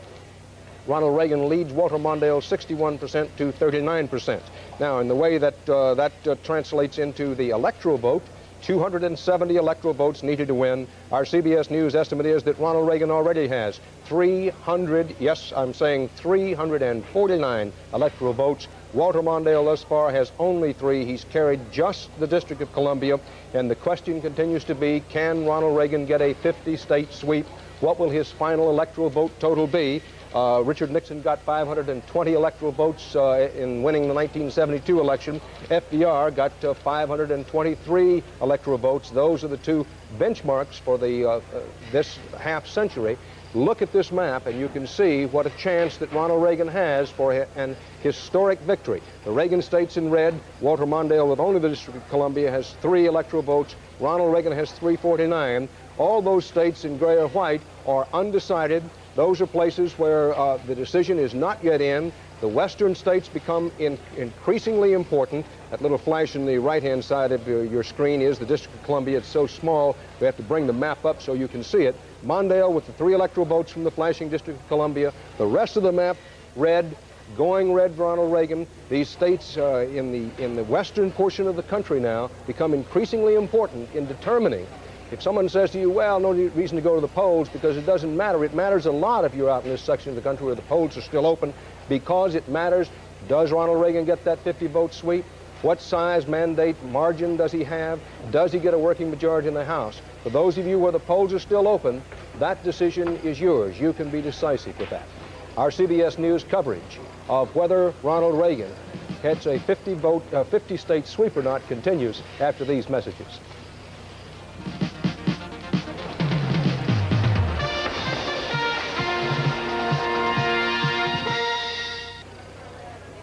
Some bonfire hot Senate races are still burning in a number of sections of the country where the presidential race has already been decided. In Kentucky, where the Republicans have a chance for a pickup, no decision as yet. North Carolina, the most publicized Senate race, no decision yet. Illinois, West Virginia, those Senate races still to be decided. But as an example of the size of Ronald Reagan's winning margin, we don't know the dimensions of his coattails, but the size of his own personal winning margin, to get some idea of the dimensions, let's look at the results in some traditionally Democratic states. Illinois, 24 electoral votes in Illinois, with 5% of the precincts reporting. Reagan is carrying Illinois 53 to 47% over Walter Mondale. These are with votes in and counted. North Carolina, Reagan's margin with 12% of the precincts reporting is 63-37 over Walter Mondale. In Ohio, another state that Ronald Reagan has carried, with 15% of the vote now in and tabulated, Reagan's margin in Ohio, 61%. And in Michigan, a state with high unemployment, strong union state with 4% of the vote in and counted, Ronald Reagan is leading Walter Mondale by a whopping 66 to 34%. Bruce Morton, let's pull back and try to see what it is we know or what it is we think we know at this hour. What does this tell us when in these traditionally strong Democratic states, Ronald Reagan not only wins, but wins apparently by whopping margins? Well, Dan, it tells you that the old New Deal coalition doesn't exist anymore. It tells you, too, I think, excuse me, that this is not just a one-time thing. That's the third presidential election in a row in which Michigan has gone Republican, and yet it used to be a Democratic state. I don't think we know enough to say realignment, but I think we know enough to say maybe de-alignment. We don't know what the issues will be next time. We don't know where these states will go next time. But the days when they used to go fairly automatically to the Democrats, those days are over. So the New Deal has been shattered, but what's going to be in its place, if anything, over the next 4 years, we don't yet know.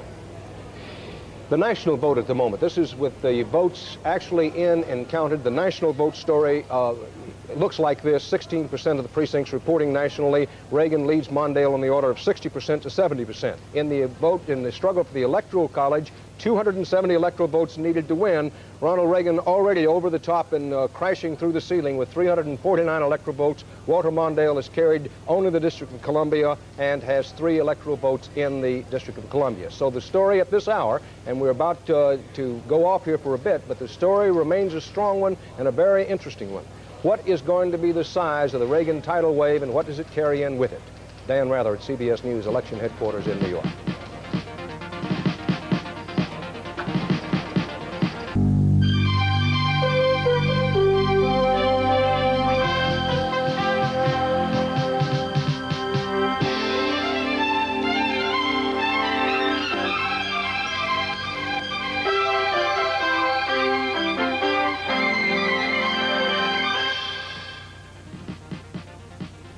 CBS News coverage of Campaign 84 Election Night continues. From CBS News Election Headquarters in New York, here again is Dan Rather. And good evening again. If today were a fish, Walter Mondale would throw it back in, because the polls have closed in 41 states total. And in all 32 of them decided by this hour, all have gone to Ronald Reagan. Ronald Reagan, red on the map, Walter Mondale in blue. 352 electoral votes Ronald Reagan has, at least at this hour. CBS News estimates Ronald Reagan has 352. Walter Mondale has picked up only the District of Columbia. You see it blinking there at one point up in the right-hand part of your screen. Reagan 352, Mondale 3, with 270 electoral votes needed to win. Now, the questions, however, the questions that may very well be decided by the votes out here in the western portion of the country, in states, the Dakotas, Idaho, Utah, California, Hawaii, Alaska, Washington, Oregon. What may be decided out there is how big a mandate Ronald Reagan gets, and whether indeed he gets a 50-state sweep. 26 votes in the House of Representatives, that's the magic number.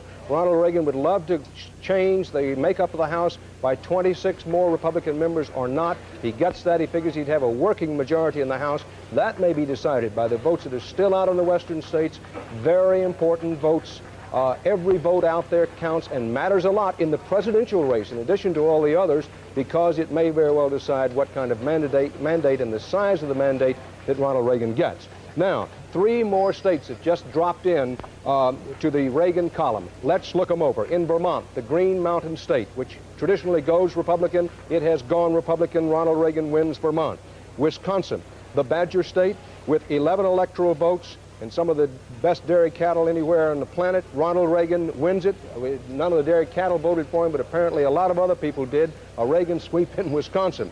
And in New York, read it and weep if you're a Democrat, 36 electoral votes, a state where Governor Mario Cuomo was trying to do it for Walter Mondale. Mayor Ed Koch in New York was trying to do it for him. Geraldine Ferraro, Congresswoman from New York, was put on the ticket with hopes of holding New York for the Democrats. Ronald Reagan blows it all apart and carries the state of New York. Now, this is the way the national vote looks at this hour. A number of the votes are in and tabulated. The thousands are beginning to mount up now. 19% of the precincts reporting nationwide. Ronald Reagan leads Walter Mondale in these actually counted ballots, 60% to 40%. Reagan with just over 10.5 million votes among those counted thus far. Mondale with just over 7 million votes. Now, what we may be seeing here, and let's put the context to this, is Ronald Reagan becoming a kind of Babe Ruth of politics. The old Democratic coalition is gone, out of here. Ronald Reagan carries through the Solid South, through the Midwest, the old Rust Belt where the unions used to be strong. Ronald Reagan carrying state after state in there. Now, we may be seeing an avalanche of historic proportions. The question, can Ronald Reagan carry 50 states, still very much up for grabs. So far, Ronald Reagan has only carried the District of Columbia. Ronald Reagan started the night with a Republican majority of 55 to 45 in the House of, in the Senate. The Democrats have picked up 1 in Tennessee, Albert Gore. And now the question becomes, does the Senate stay Republican? Looks like it probably will. And does Ronald Reagan get a working majority in the House?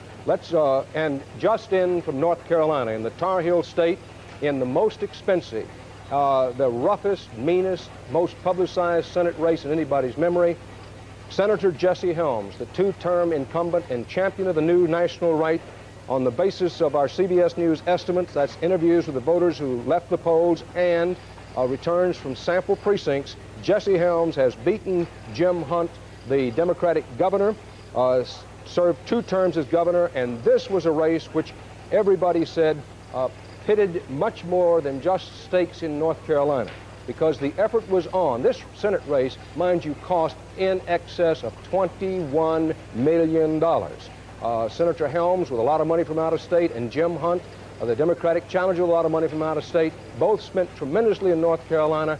Helms wins it in North Carolina, and the Reagan coattails unquestionably helped Senator Helms win re-election in North Carolina. Now, standing by to talk about all of this with us is Paul Laxalt, who was not up for re-election this time. Senator Laxalt, the senator from Nevada, who was President Reagan's longtime confidant, is campaign manager. Senator Laxalt, congratulations to you. A tremendous win of possibly historic proportions. But my question is, what is this going to mean to me and every other American in terms of our pocketbook? Well, I hope that it means that your pocketbook condition, Dan, as long as with millions of other Americans, going to continue to improve. I talked to the president shortly after I left the plane on Sunday and asked him where we're going the next 4 years. I had a suspicion where we're going. He's going to continue to launch a huge assault on our economic policy and hope that the lot of all Americans will continue to approve. Senator Laxalt, earlier Jim Baker talked about some kind of tax simplification. Now, is that a euphemism for tax increase?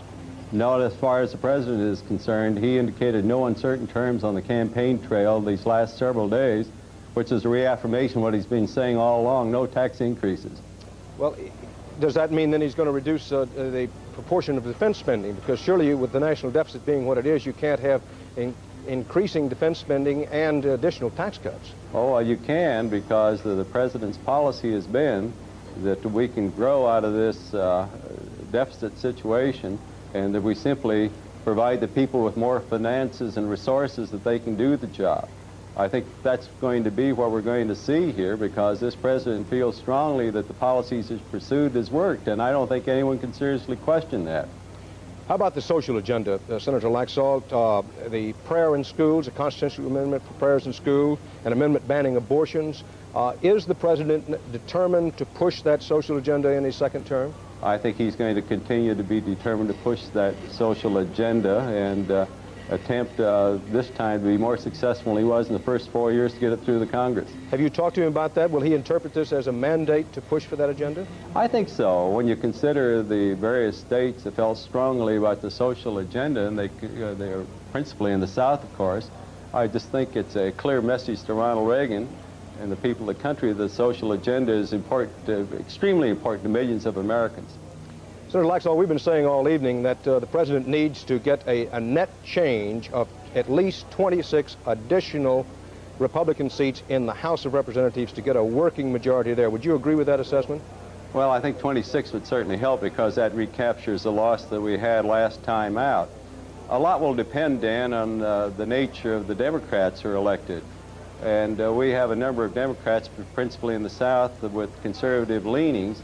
And if we elect more of those in the South, it would require less. But 26 would help us greatly, no doubt. And from what you have seen, is there any chance at all that the Democrats could seize control of the Senate? They have a net pickup of 1 thus far, Gore in Tennessee. No, there's no likelihood that I can see at all. Apparently, the Republican incumbents are holding, with the exception of the Baker seat that you mentioned in Tennessee.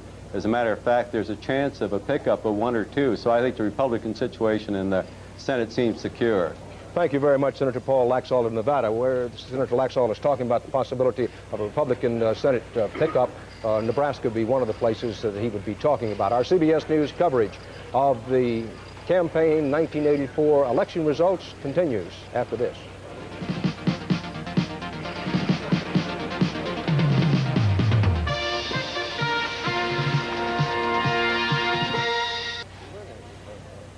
If you care anything at all about American politics, certainly if you love it, you had to love the Senate race in North Carolina. Republican incumbent Jesse Helms against 2-term Governor Jim Hunt. Helms wins it. Bob Schieffer, Helms, who traveled around the state in a little minivan called Avocado One near the end. And I noticed that very near the end, he came up and introduced himself to someone and says, hello, I'm Jesse Helms, or at least I used to be. He apparently was very tired of the campaign, but he wins it. Well, Dan, I have a communique from the front in this war down there in North Carolina. Some very interesting exit poll information. Jesse Helms does win over Jim Hunt, a very formidable challenger, a Democrat. Listen to this.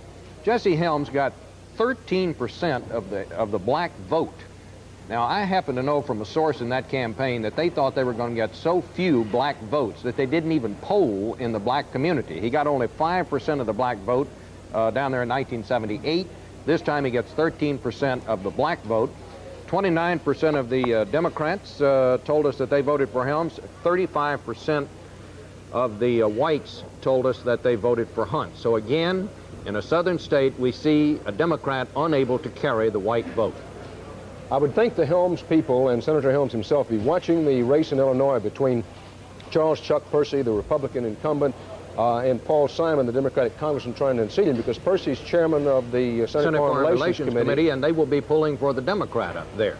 In fact, most of the right wing of the Republican Party will be pulling for the Democrat because they sometimes, or many of them, see Percy as too liberal. And Helms is next in line. Helms is next in line on Senate Foreign Relations to become chairman of the committee. He promised during the heat of this campaign that he would stay on agriculture, where he's chairman also, because the people in North Carolina consider that very important for their state, being a big tobacco state. But now he'll be faced with a choice, if Percy is defeated, and we don't know yet, that race is still too close to call, of whether he keeps that campaign promise. A lot of people in the right wing of the Republican Party will urge him to change his mind, I think. Mixed signals in the Senate races thus far about whether President Reagan's coattails are carrying very much. The hour coming up soon, over, let's say, the next 45 minutes to an hour, the big story is going to be whether the Republicans pick up 26 or more seats in the House of Representatives. While we do some checking on that, let's note that every election writes its own scenario in a way, and this one sounds familiar, but Charles Kuralt offers a different view. Charles? Dan, I guess we could summarize the election this way. A very popular president was running for his second term. His Opponents were truly alarmed by him, but they couldn't find anything to say about him that was bad enough to stick.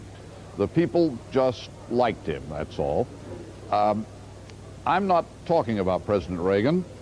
I'm talking about President Jefferson. It is 1804. Thomas Jefferson is standing for re-election. Since he took office in 1800, fortune has favored the United States with practically its first peace as a nation and practically its first prosperity. Thanks to an accident of history and then to Jefferson's swift action, the stupendous Louisiana Territory is now ours to explore. Who knows what wild wonders may now belong to us. Furthermore, the opposition Federalists have fielded a weak candidate, and when they say Jefferson is a radical, a fanatic, a friend of French Revolutionary terror, the voters shrug. A Federalist minister prays for the deist president, that the Lord bestow upon him a double portion of thy grace, for thou knowest he needs it. But the nation's flock is not frightened by this president. People like him. And in the end, the vote is a wipeout for the Federalist candidate, Charles C. Pinckney, 14 electoral votes. For Thomas Jefferson, Democratic Republican, 162. It's probably a good idea to keep things in historical perspective, Dan. Nobody in 1984 thinks the Democrats are dead, that they're just going to roll over and die and never be heard from again. But back there in 1804, it really did look as if the Federalists had it. And the idea pleased Jefferson, of course. He never liked the idea of parties in the first place, hated the squabbling and the struggle for power. So he was delighted by his landslide. He thought it was a sign of national unity. Well, while he was fond of the First Amendment, Charles, he wasn't all that fond of reporters. You may recall that he said, and this is a direct quote, "I don't take a single newspaper, nor do I read one for a month, and I feel myself infinitely happier for it." West Virginia Senate race. Governor J. Rockefeller, John D. Rockefeller IV, second-term governor, trying to move up to the Senate, wins it over John Racy. Rockefeller beats Racy in the West Virginia Senate race. So while President Ronald Reagan carried West Virginia tonight, J. Rockefeller got a scare because President Reagan came in and campaigned for John Racy, and some thought that maybe Racy could pull it off, but Rockefeller wins. Now that's a hold on for the Democrats in West Virginia. Jennings Randolph retiring in that state. J. Rockefeller, and there's a man who'd like to think that one day he could be a presidential or at least a vice presidential nominee. Rockefeller wins in West Virginia. Now, let's take a look at the tabulated votes in two big states. In Pennsylvania, the Keystone State, 25 electoral votes in Pennsylvania. Ronald Reagan's carried the state with 41% of the precincts in and reported. The actual vote count shows Reagan carrying Pennsylvania about 53 to 47%. In Florida, the Sunshine State, 21 big electoral votes down there. It went early for Reagan, 35% of the precincts in and reporting now, and in actual votes tabulated, Reagan leads Mondale 65 to 35% in Florida. In Texas, the Lone Star State, Ronald Reagan gets those 29 electoral votes. In the vote actually tabulated, 22% of the precincts in. Those are the totals. Reagan running about 65% in Texas. Our CBS News coverage of Ronald Reagan's bid to become a historic president and carrying all 50 states continues after these messages.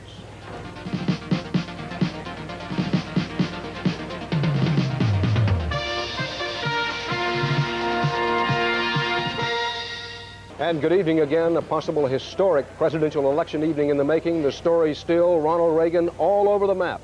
In the states so far decided, as decision hour moves westward now into some traditional Republican territory of the Rocky Mountain West, the story told so far is of a smashed Democratic New Deal coalition in the East and in the South, for that matter, that kept the Democrats going strong for half a century. The still untold story of the night, with Walter Mondale so far carrying only the District of Columbia. The untold story of the night, do Ronald Reagan's coattails recut the cloth of Congress and give him effective majority control in the House of Representatives to get his policies and progress onto the law books? It's 10 p.m. in the East. Now, at the electoral vote at the last count was 416 for Reagan, 3 for Walter Mondale. But however, as the polls have just closed in a majority of the places in 5 states worth 25 electoral votes, so the electoral total is growing. Of the 5 western states, 4 have gone to Ronald Reagan. Mondale has picked up none of the states decided this hour. I want to repeat to you, 5 western states are now reporting, 25 electoral vote total. Ronald Reagan has cleared 4 of them, and his electoral vote total stands at 416, counting these 4 new states. Walter Mondale has picked up nothing new, has only the District of Columbia so far.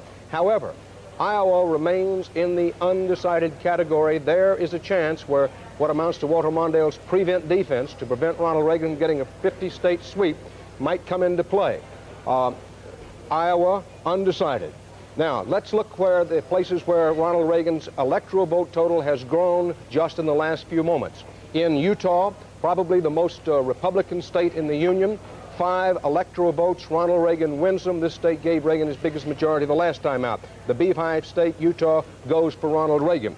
In Idaho, the gem state with 4 electoral votes, Ronald Reagan sweeps away Walter Mondale's chances there, Mondale's chances were never considered very good in Idaho, another very Republican state. In Montana, the Treasure State with 4 electoral votes, Ronald Reagan beats Walter Mondale in Montana. The Reagan wagon train continues to roll right on through the Silver State, Nevada. 4 electoral votes. Ronald Reagan, as was expected, wins it. Now, look, however, remember that Iowa remains undecided. Here are 2 states that Walter Mondale could still carry. Massachusetts has not yet fallen into anyone's column. With 29% of the vote actually in and tabulated in the battle for Massachusetts' 13 electoral votes, Walter Mondale is leading in Massachusetts 52 to 48%. I caution this is with only 29% of the vote actually in and tabulated.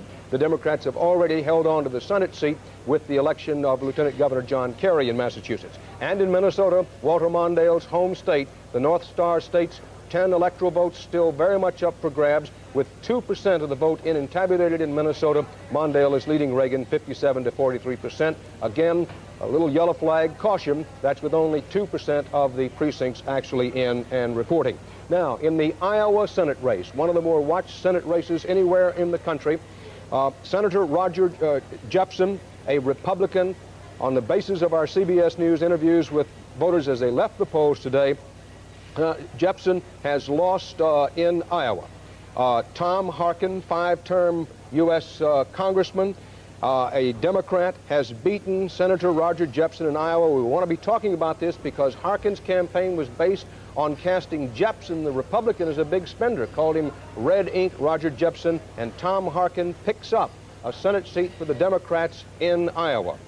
In Idaho, the Senate seat there held by Republican Jim McClure, a 2-term incumbent and a former congressman. The Republicans hold on to that one as McClure beats Bush in Idaho.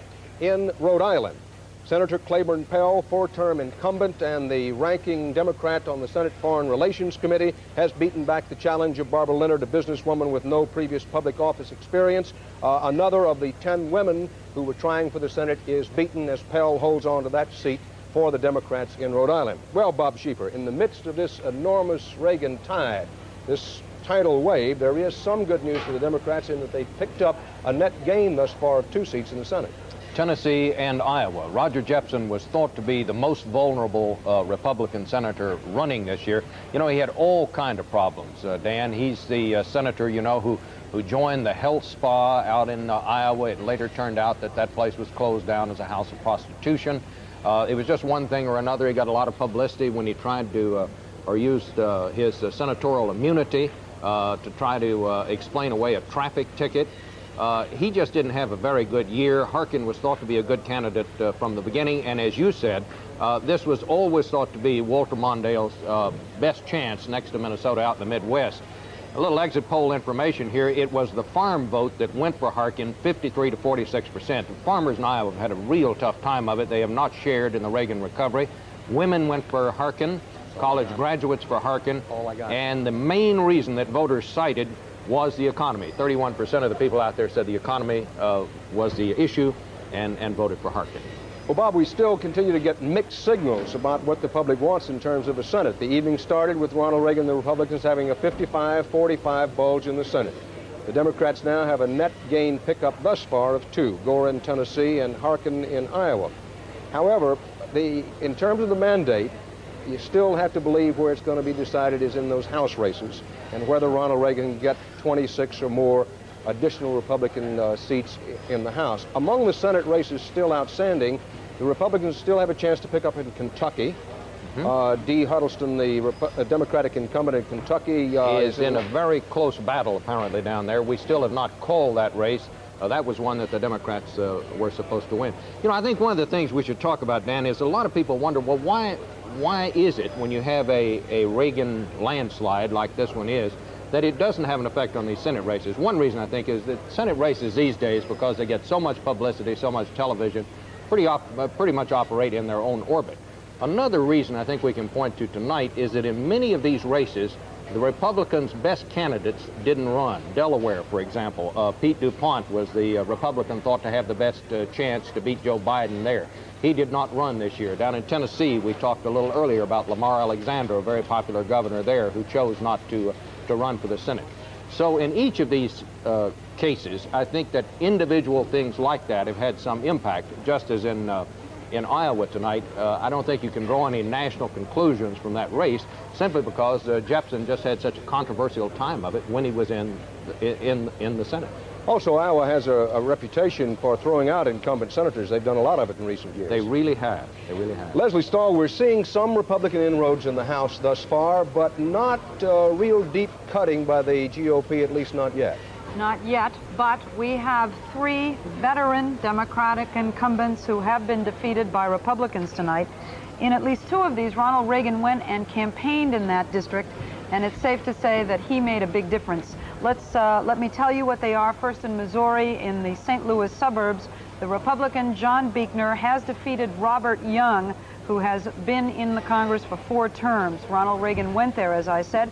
Blue-collar votes apparently making the difference.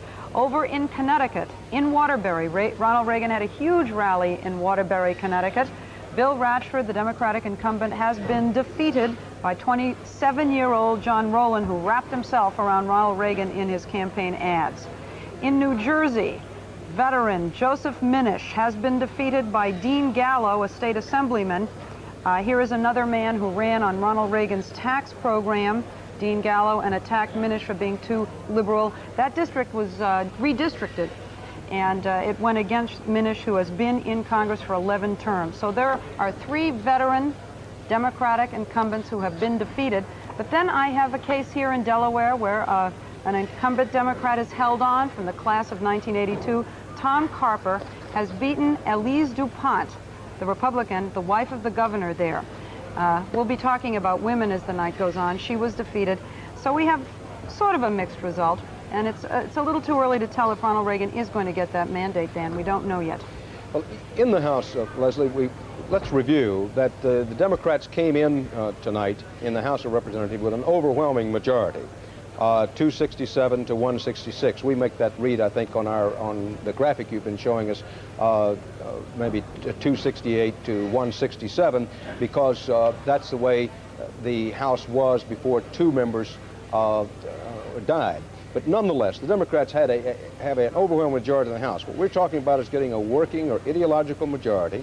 The president, to get that, needs a pickup of 26, 27 at least Republican seats in the House. Now to the point.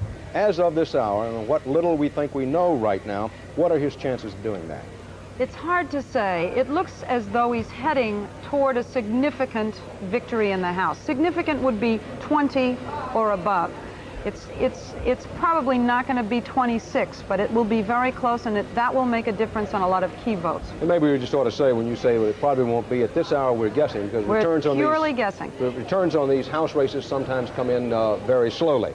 Right now, what doesn't come in slowly, however, is the electoral vote count. But for the moment, let's take a look at the ballots in and tabulated, which does come in rather slowly on a nationwide basis, with 30% of the precincts in and reporting. Ronald Reagan has a 59 to 41% lead over Walter Mondale. Reagan with just over 16 million votes. Mondale, among the ballots counted, just over 11 million votes. However, on the map, you can see how the electoral vote goes. Reagan has 416 electoral votes, many of them coming from the South and the Northeast, but also sweeping right on through the Midwest, out on into the West. Ronald Reagan has carried every state thus far. Walter Mondale has carried only the District of Columbia with 3 electoral votes. We'll be back in a moment with more from our CBS News election headquarters.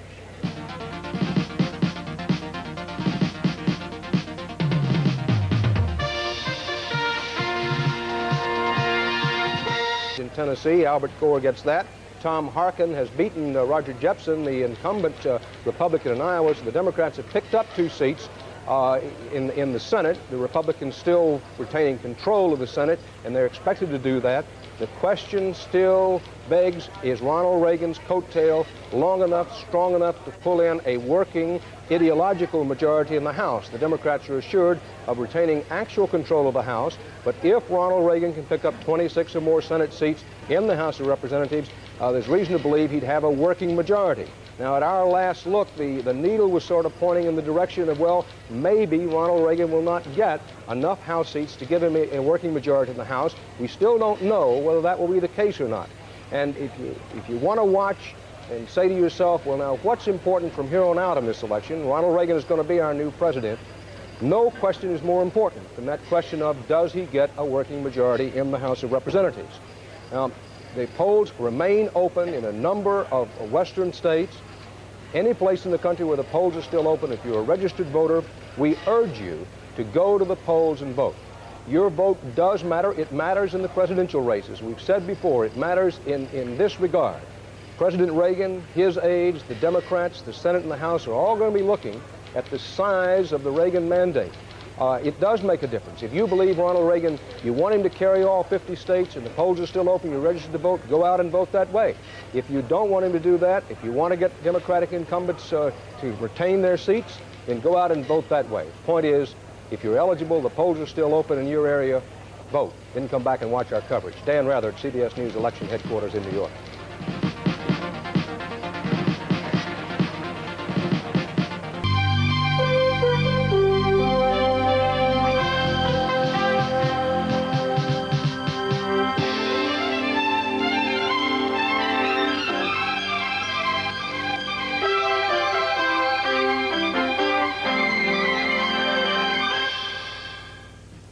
CBS News coverage of Campaign 84 election night continues. From CBS News election headquarters in New York, here again is Dan Rather. 10:30 p.m. in the East, and this is the way the national map looks at 427 electoral votes for Ronald Reagan, Walter Mondale with 3, winning so far only the District of Columbia. Now, with the decisions in 2 more states, that is, when I say decisions, I don't mean the states reported this hour, but we at CBS News are now prepared to add 2 more states to the Ronald Reagan column. As his electoral margin grows, only the blinking District of Columbia up in the right-hand corner of your screen indicates Walter Mondale's only 3 electoral votes thus far. Ronald Reagan has 427 electoral votes. His hopes of a 50-state sweep, which no president has ever done, those hopes are still alive. He still has a chance to get more electoral votes than any president in history.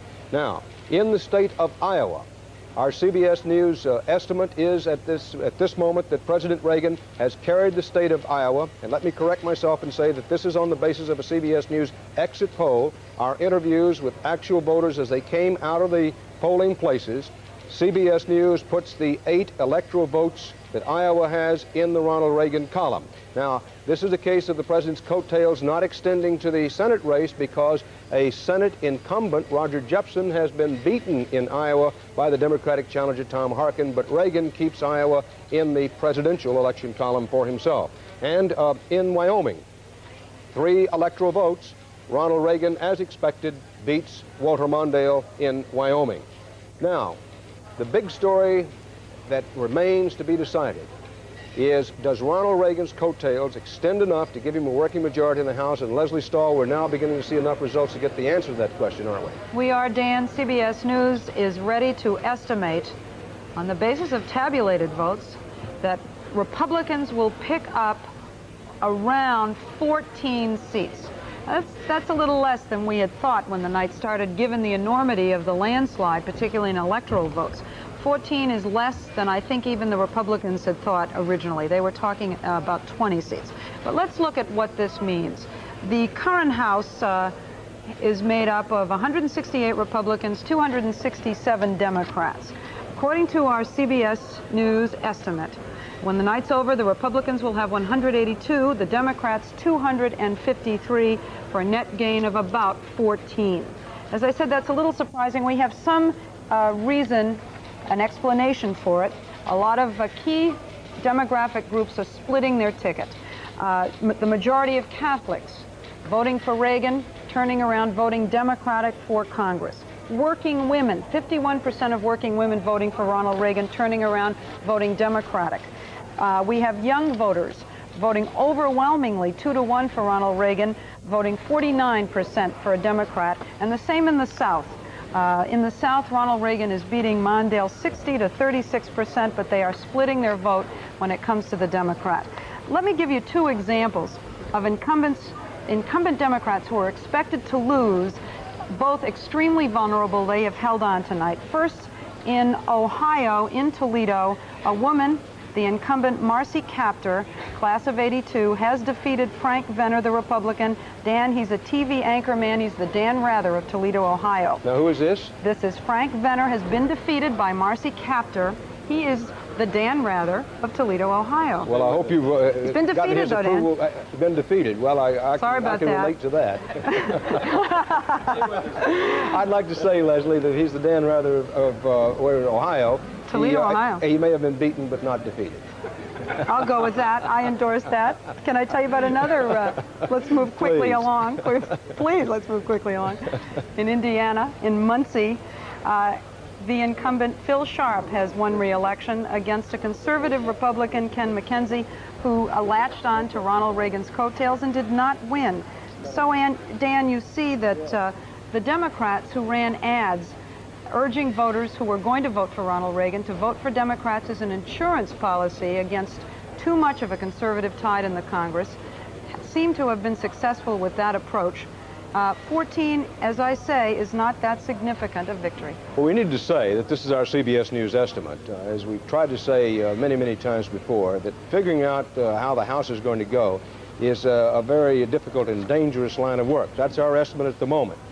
Now, in fairness, President Reagan's people, the people who ran his campaign, the people who did his polling, had been saying for a long, long while that they thought they'd pick up somewhere between 12 and 16 or 17 seats. However, in the last week or 10 days, they began to say, well, we just think we might get 26 or 30, didn't they? Well, a lot of the Republicans in Congress were saying 20. I always thought the White House was being a little conservative, so when we got to 20, we would say it was a major victory. I would say overall the Republicans thought they would do a little better because I think they did see the president's victory. But let me say something even about 14. The president had a lot of very close votes in the last Congress. MX missile, that only passed by one vote. 14 can make a big difference. School prayer, there was a vote on vocal school prayer, denying federal funds to districts that didn't allow vocal school prayer in the schools. That only lost by 21 votes. That's 11, just 11 more Republicans would have helped there. No question, a pickup 14 would be helpful to the president, but it doesn't speak loudly to his mandate and a mandate for all of his policies. Correspondent Terry Drinkwater talked to Senator Gary Hart, who lost to Walter Mondale, of course, in the Democratic primaries, and Senator Hart told Drinkwater that this does not amount to a Reagan mandate. Ronald Reagan, there was some discussion earlier this evening about a mandate. Ronald Reagan chose not to seek an issues mandate. He won a popularity contest. By being vague, by being general, he did not put forward an issues or vision for this country's future or issues platform. And so, at most, his victory is a triumph of personality and not of policy or program or direction. You make it sound as if the Democratic Party were in pretty good health tonight. Now, really, what aren't there problems? Oh, sure. I think there are problems in our party. I think there are problems in the Republican Party. Everyone agrees that about 8 a.m. tomorrow morning, the Republican Party is going to fly in about 18 different directions as the struggle begins for leadership in 1988. As of 8 a.m. tomorrow morning, Ronald Reagan is, in effect, a lame duck leader of his party, and everyone agrees there's going to be a tremendous scramble, and a much, if I may say so, bitter scramble in the Republican Party for its future leadership than in the Democratic Party. Our CBS News coverage of what Ronald Reagan's re-election will mean to you continues after these messages.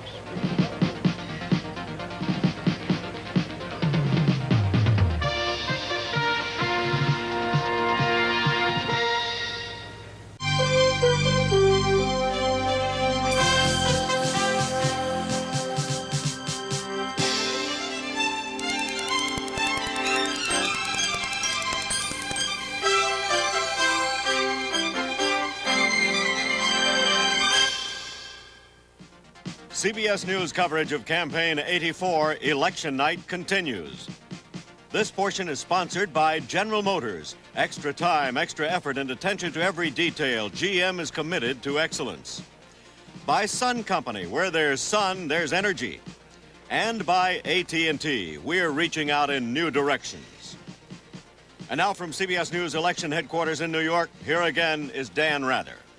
Good evening again. Time and tide running wide for Ronald Reagan tonight, but not, apparently, at least not yet, running deep or deep enough in terms of washing away Democratic policy control of the House of Representatives. Still, a so far unbroken streak of popularity for President Reagan personally. It is 11 p.m. in the East now. Not a single state so far tonight in the Mondale column. He has only the District of Columbia. The polls just now closing in 4 states out west, including the single largest electoral vote block state of California, so the electoral vote total is growing. Ronald Reagan's own home state, California, where Walter Mondale put in a lot of time, money, and effort. Our CBS News exit polling indicates that Ronald Reagan has carried the state of California, which increases his electoral vote total to 474 electoral votes and leaves Walter Mondale still carrying thus far only the District of Columbia with 3 electoral votes. Of the 4 states where the polls have closed at this hour, 68 electoral votes in these states out west alone. 1 state has gone to Ronald Reagan, that's the state of California. The others remain undecided as of now. 3 states out there still undecided. Also undecided, 2 states where Walter Mondale has a chance to stop Ronald Reagan's effort for a 50-state sweep. So far, Mondale has blinking there, the District of Columbia up in the middle right-hand corner of your screen. But let's take a look at Massachusetts and Minnesota, 2 states that have not yet been colored on our map for Ronald Reagan. Here are the tabulated votes in those 2 states, perhaps the last gasp chance Walter Mondale has of preventing a 50-state sweep. In Massachusetts, 13 electoral votes. This is the way the tabulated vote looks in Massachusetts at this moment. Well, apparently we can't get the tabulated vote up, but at our last report, Walter Mondale was leading in Massachusetts. Now, mark well, that's not to say that Mondale has carried Massachusetts, but at our last count, Walter Mondale was leading in Massachusetts, so he has a chance to carry the Bay State's 13 electoral votes. And in Minnesota, Walter Mondale's home state, with 12% of the precincts reporting, these are actual ballots in and counted, Walter Mondale is also leading in Minnesota. It's still very early out there. So, while Ronald Reagan has carried every state thus far that has been decided, it is not yet assured that Ronald Reagan will get an unprecedented 50-state sweep. Walter Mondale has a chance to carry Massachusetts. He has a chance to carry Minnesota, and he still has a chance. That's all the chance he has in the Midwestern and Eastern part of the country. He still has a chance to carry Washington, Oregon, possibly Hawaii, not considered much of a chance to carry Alaska at all. In Oregon, while we don't have a final result in Oregon in terms of how it's going to go in the presidential election, 3-term incumbent Republican Senator Mark Hatfield, CBS News feels comfortable in saying that Hatfield has won the Senate race in Oregon. That's a hold on to a Senate seat for the Republicans. Hatfield beating Margie Hendrickson, the state senator in Oregon. Now, the picture at this hour, in terms of the presidential race, an absolute avalanche for Ronald Reagan, and the only question seems to be whether or not he's going to get a 50-state sweep. In the Senate, mixed signals, a pickup thus far of 2 Democratic seats, Gore in Tennessee, Harkin in Iowa, unseating a Republican incumbent senator out there, but the Republicans look to be retaining control of the Senate. In the House of Representatives, our latest CBS News estimate is that Ronald Reagan and the Republicans will pick up about 14 seats in the House. That would not, in most people's estimate, give the president a working majority in the House of Representatives. Now, in the state of Nebraska, a state that long ago was put in the Reagan column for the presidential vote, the Democrats hold on to a Senate seat in Nebraska on the basis of our CBS News exit polling, that is, interviewing people actually left the polling places. Senator James J.J. Exon, the former governor, holds on to a Democratic seat, beating back the challenge of Nancy Hoke, the University of Nebraska Board of Regents member. So the Democrats hold on to their Senate seat in Nebraska, another place where the president's coattails weren't long enough to bring in a Republican victory. In Wyoming, the incumbent Republican Senator Alan Simpson, as was expected, beats the Democratic challenger Victor Ryan, the chemistry professor from the University of Wyoming. So the Republicans hold on to their Senate seat in Wyoming. Bob Schieffer, how well is the president doing in the Senate races tonight? And double check me, so far we have a net gain of 2 for the Democrats. I did a little arithmetic, Dan, and mind you, somebody said the reason people go into journalism is because they're not very good at arithmetic. In fact, I think you said that. It's certainly true in my case. But listen to this. If the Democrats lose Kentucky and they don't take Illinois, both of those races are still too close, the worst they can do is wind up with a net gain of 1 tonight, and you'd have a Senate that is 54 Republicans and 45 Democrats. If they win those seats, they would wind up with a 2-seat loss for the Republicans. The Republicans would wind up with 53 seats, the Democrats 47. A couple of other little things that come under the adding and subtracting category. As of now, Leslie was talking a while ago about the working majority that they were trying to get in the House. As of now, the Senate is going to be a little more liberal no matter what happens the rest of the night. We did some addition on some of the important issues. On MX, as of now, there are 2 fewer votes in the Senate for MX than there were at the start of the evening. Now, that's based on public positions that people who have been elected to the Senate tonight and people who are already in the Senate have taken. There are 2 less votes for MX there now. On the balanced budget amendment, that's one of Ronald Reagan's pet issues. You notice we middle-aged men have to hold these way out so we can see them. 2 fewer votes for the balanced budget amendment in the Senate now, and on school prayer, 2 fewer votes for that. Bob, the only thing about you're saying middle-aged men, I don't know very many people who are 100.